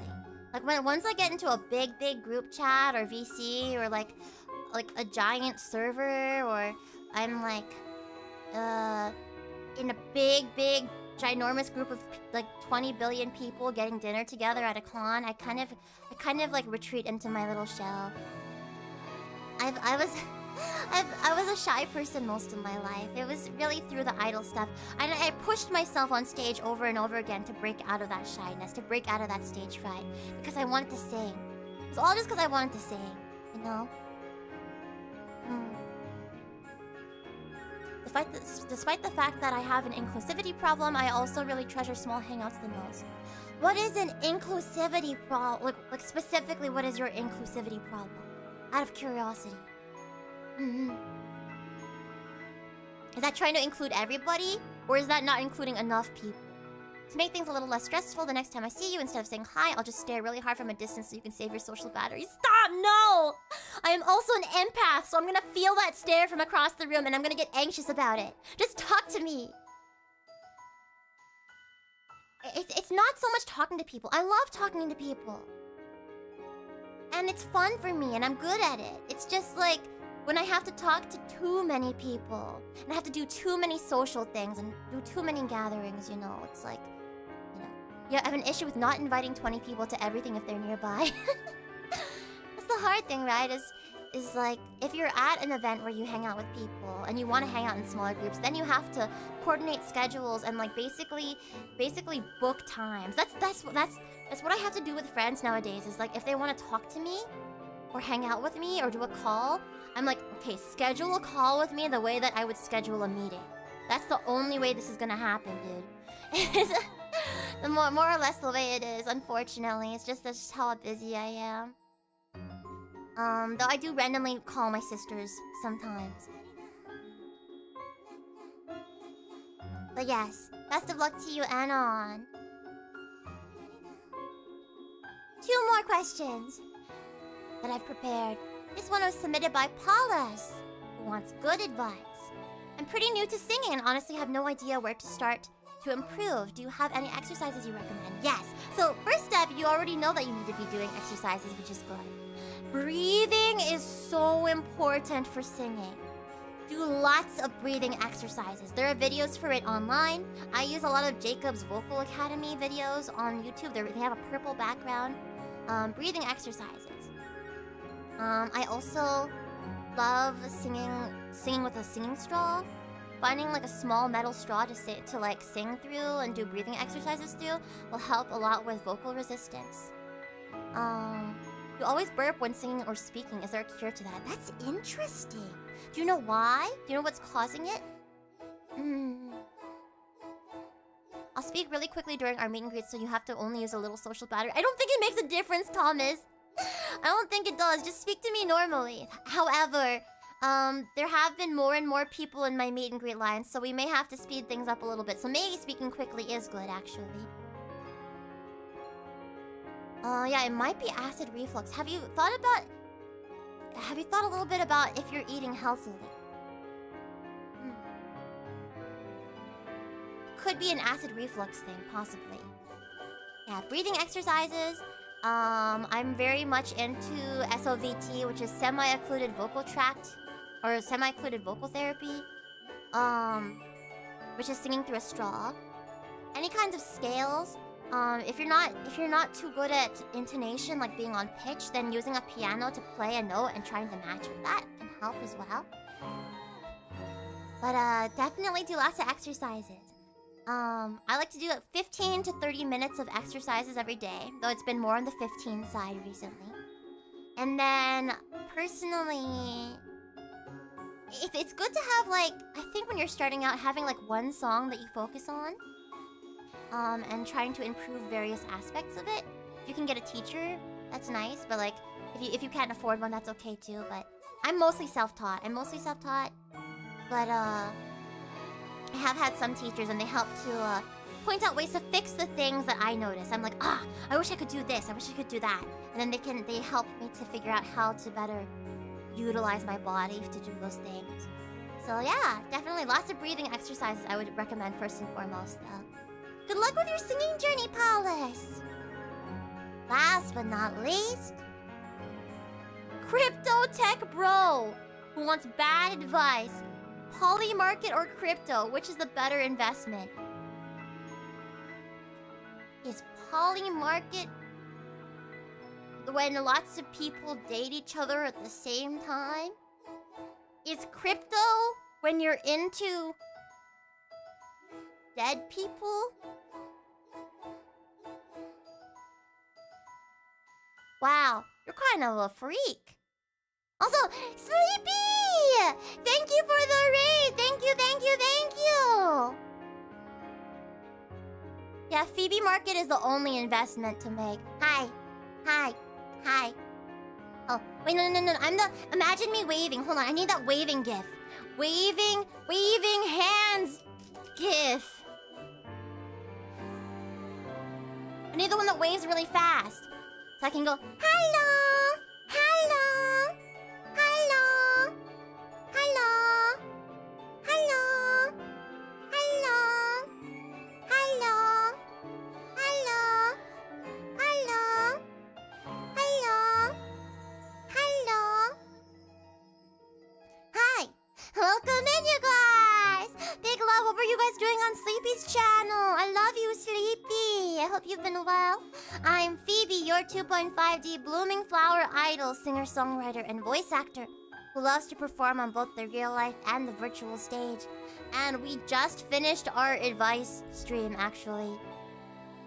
That was the very last one, but we can hang out here longer. Do you guys have any questions you want to ask me for advice on? I think the wildest one we got today was probably this one. I would like Phoebe to verbally abuse me. I'm so sorry. I rambled for a really, really long time. I disassociated and I had an out-of-body experience. Why do we exist? The Hope Core, Phoebe and me, wants to say we exist to love and to be loved. The Nihilist in me wants to say only to suffer. What is the best way to cook rice without a rice cooker? Have you tried putting your rice on your car in really hot weather and toasting it? What do I do if my girlfriend got eaten by a fish 30 seconds after we started dating?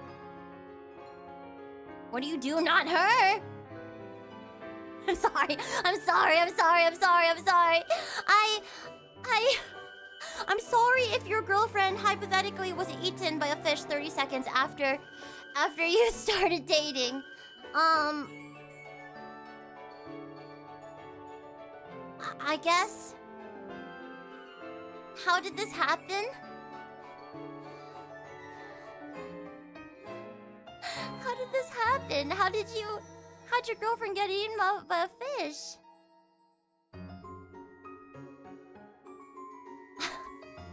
I will now pleasure myself with this fish that has eaten my girlfriend.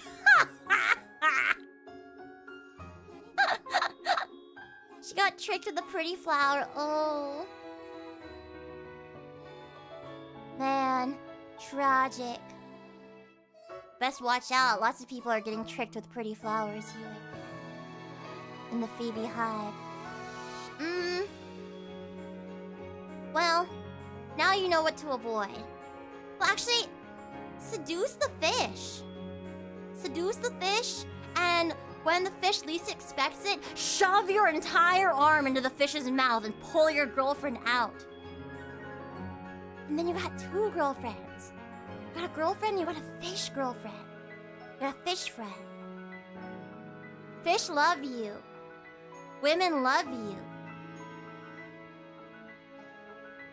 Easy. GG easy.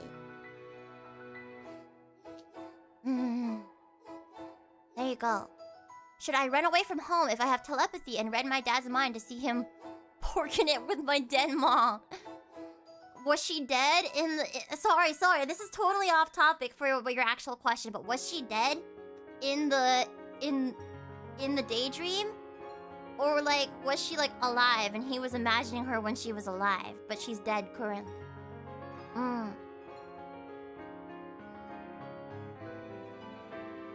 Yeah.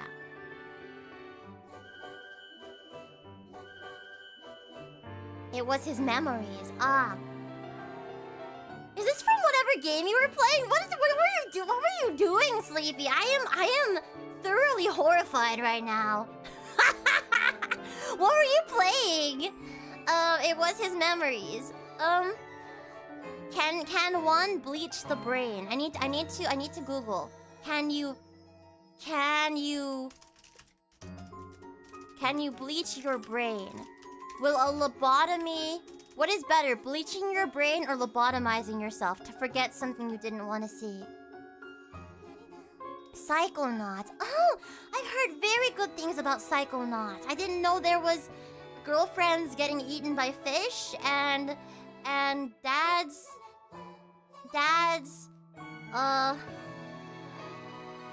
diddling dead moms. Is this a PSA against noodling? I think the moral of this story, the moral of these questions you guys are asking me is this entire thing could have been avoided if people didn't noodle each other. Just don't noodle each other. Just let humanity die out, I guess. You know, just don't noodle. Don't noodle. Don't noodle or doodle or any of that. No. It was very 2000s, but in a good way. Do you think I should check it out? Maybe I'd like it. I love story-heavy games. I love them. See, humanity may die out, but hope will never die. I believe. See, this is not Phoebe being nihilistic. This is Phoebe being hope-core still. Because if humanity dies out, I have hope that a new species of intelligent being will come and take our place, and they will also be born to love and be loved as well. You know? Phoebe, what is noodling? Can you describe it in graphic detail? I'm a poor innocent Phoebe, please. Well, do you remember during the Are We There Yet collab with Densetsu yesterday? Do you remember that snake on the ground? The one that was gyrating a lot? That's what happens when a noodle noodles.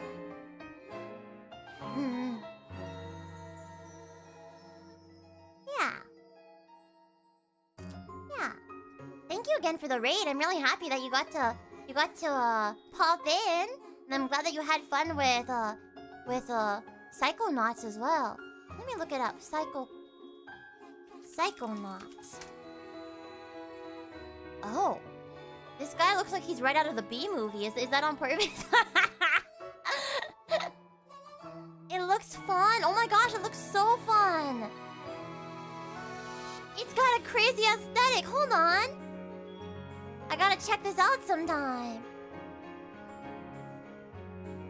I mean, if you assume strictly random chance and evolution and such, the odds of humans happening in the first place is extremely improbable. Okay, but it happened.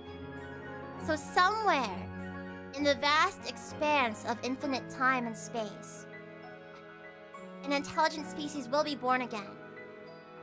Who's to say that there wasn't an intelligent species before us? Who's to say? You always get Steam notifications that Psychonauts is on sale. Maybe someday. Maybe I better wishlist it and then buy it one of these days, you know? Pikmin Rise Up. Exactly!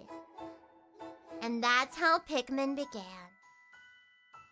Anyway, thank you guys so much for hanging out with us today. It's been really, really fun. I went longer than I had intended to. But that's because it was so fun and we yapped a lot. It's because I spent the entire first hour yapping, my bad. I don't regret it though. Let's find somebody to raid into. Go order that pizza. Okay, what do you guys think? In terms of pizza orders, should I... I'm gonna definitely get pepperoni on my pizza. But should I get... If there's a second... If it's like a two-top, do I get pineapple or mushrooms?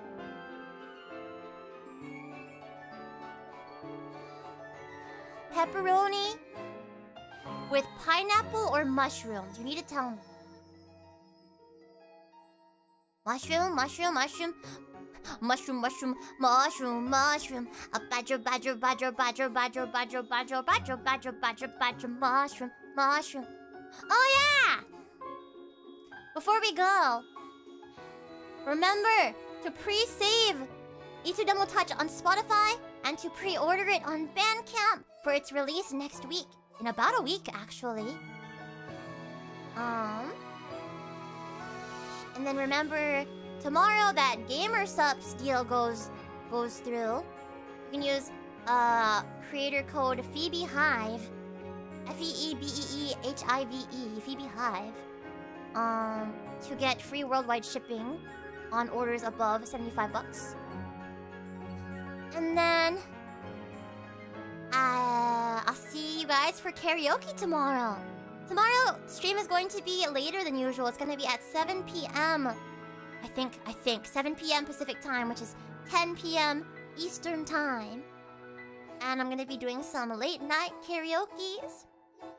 Monogatari songs only. So it's going to be a fun time. You know Renai Circulation's going to be in there. Hopefully some of my favorites like Kogarashi Sentiment and such. But I appreciate you guys doing your best to be here at these streams. If not, I love you VOD champs as well. I love you clip champs.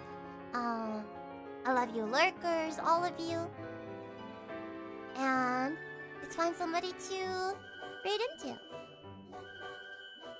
On the YouTube side, we are going to redirect into... Who's playing what currently? Who's playing what?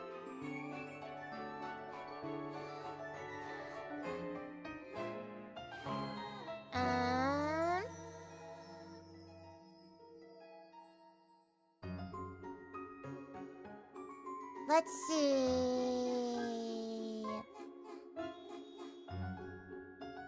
Oh! I know that.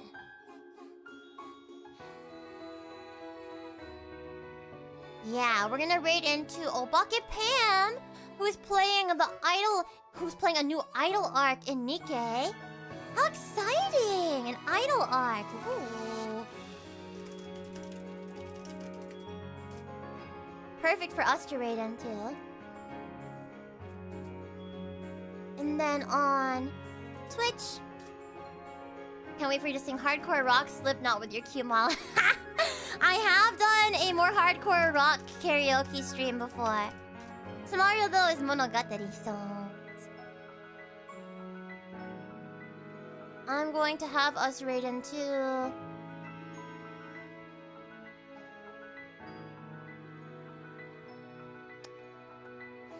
on Twitch. Raid into... There's so many more people raiding, streaming on Twitch. So many more.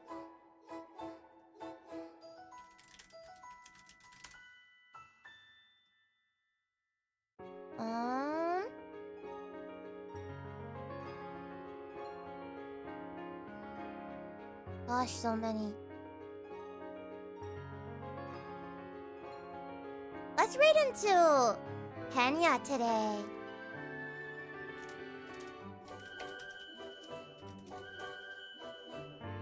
You can suggest for YouTube as well, Aqua. But the problem with YouTube is that I think I need to, 1, be subscribed to them, and then I have to like refresh, and then 2, be given perms to raid into them.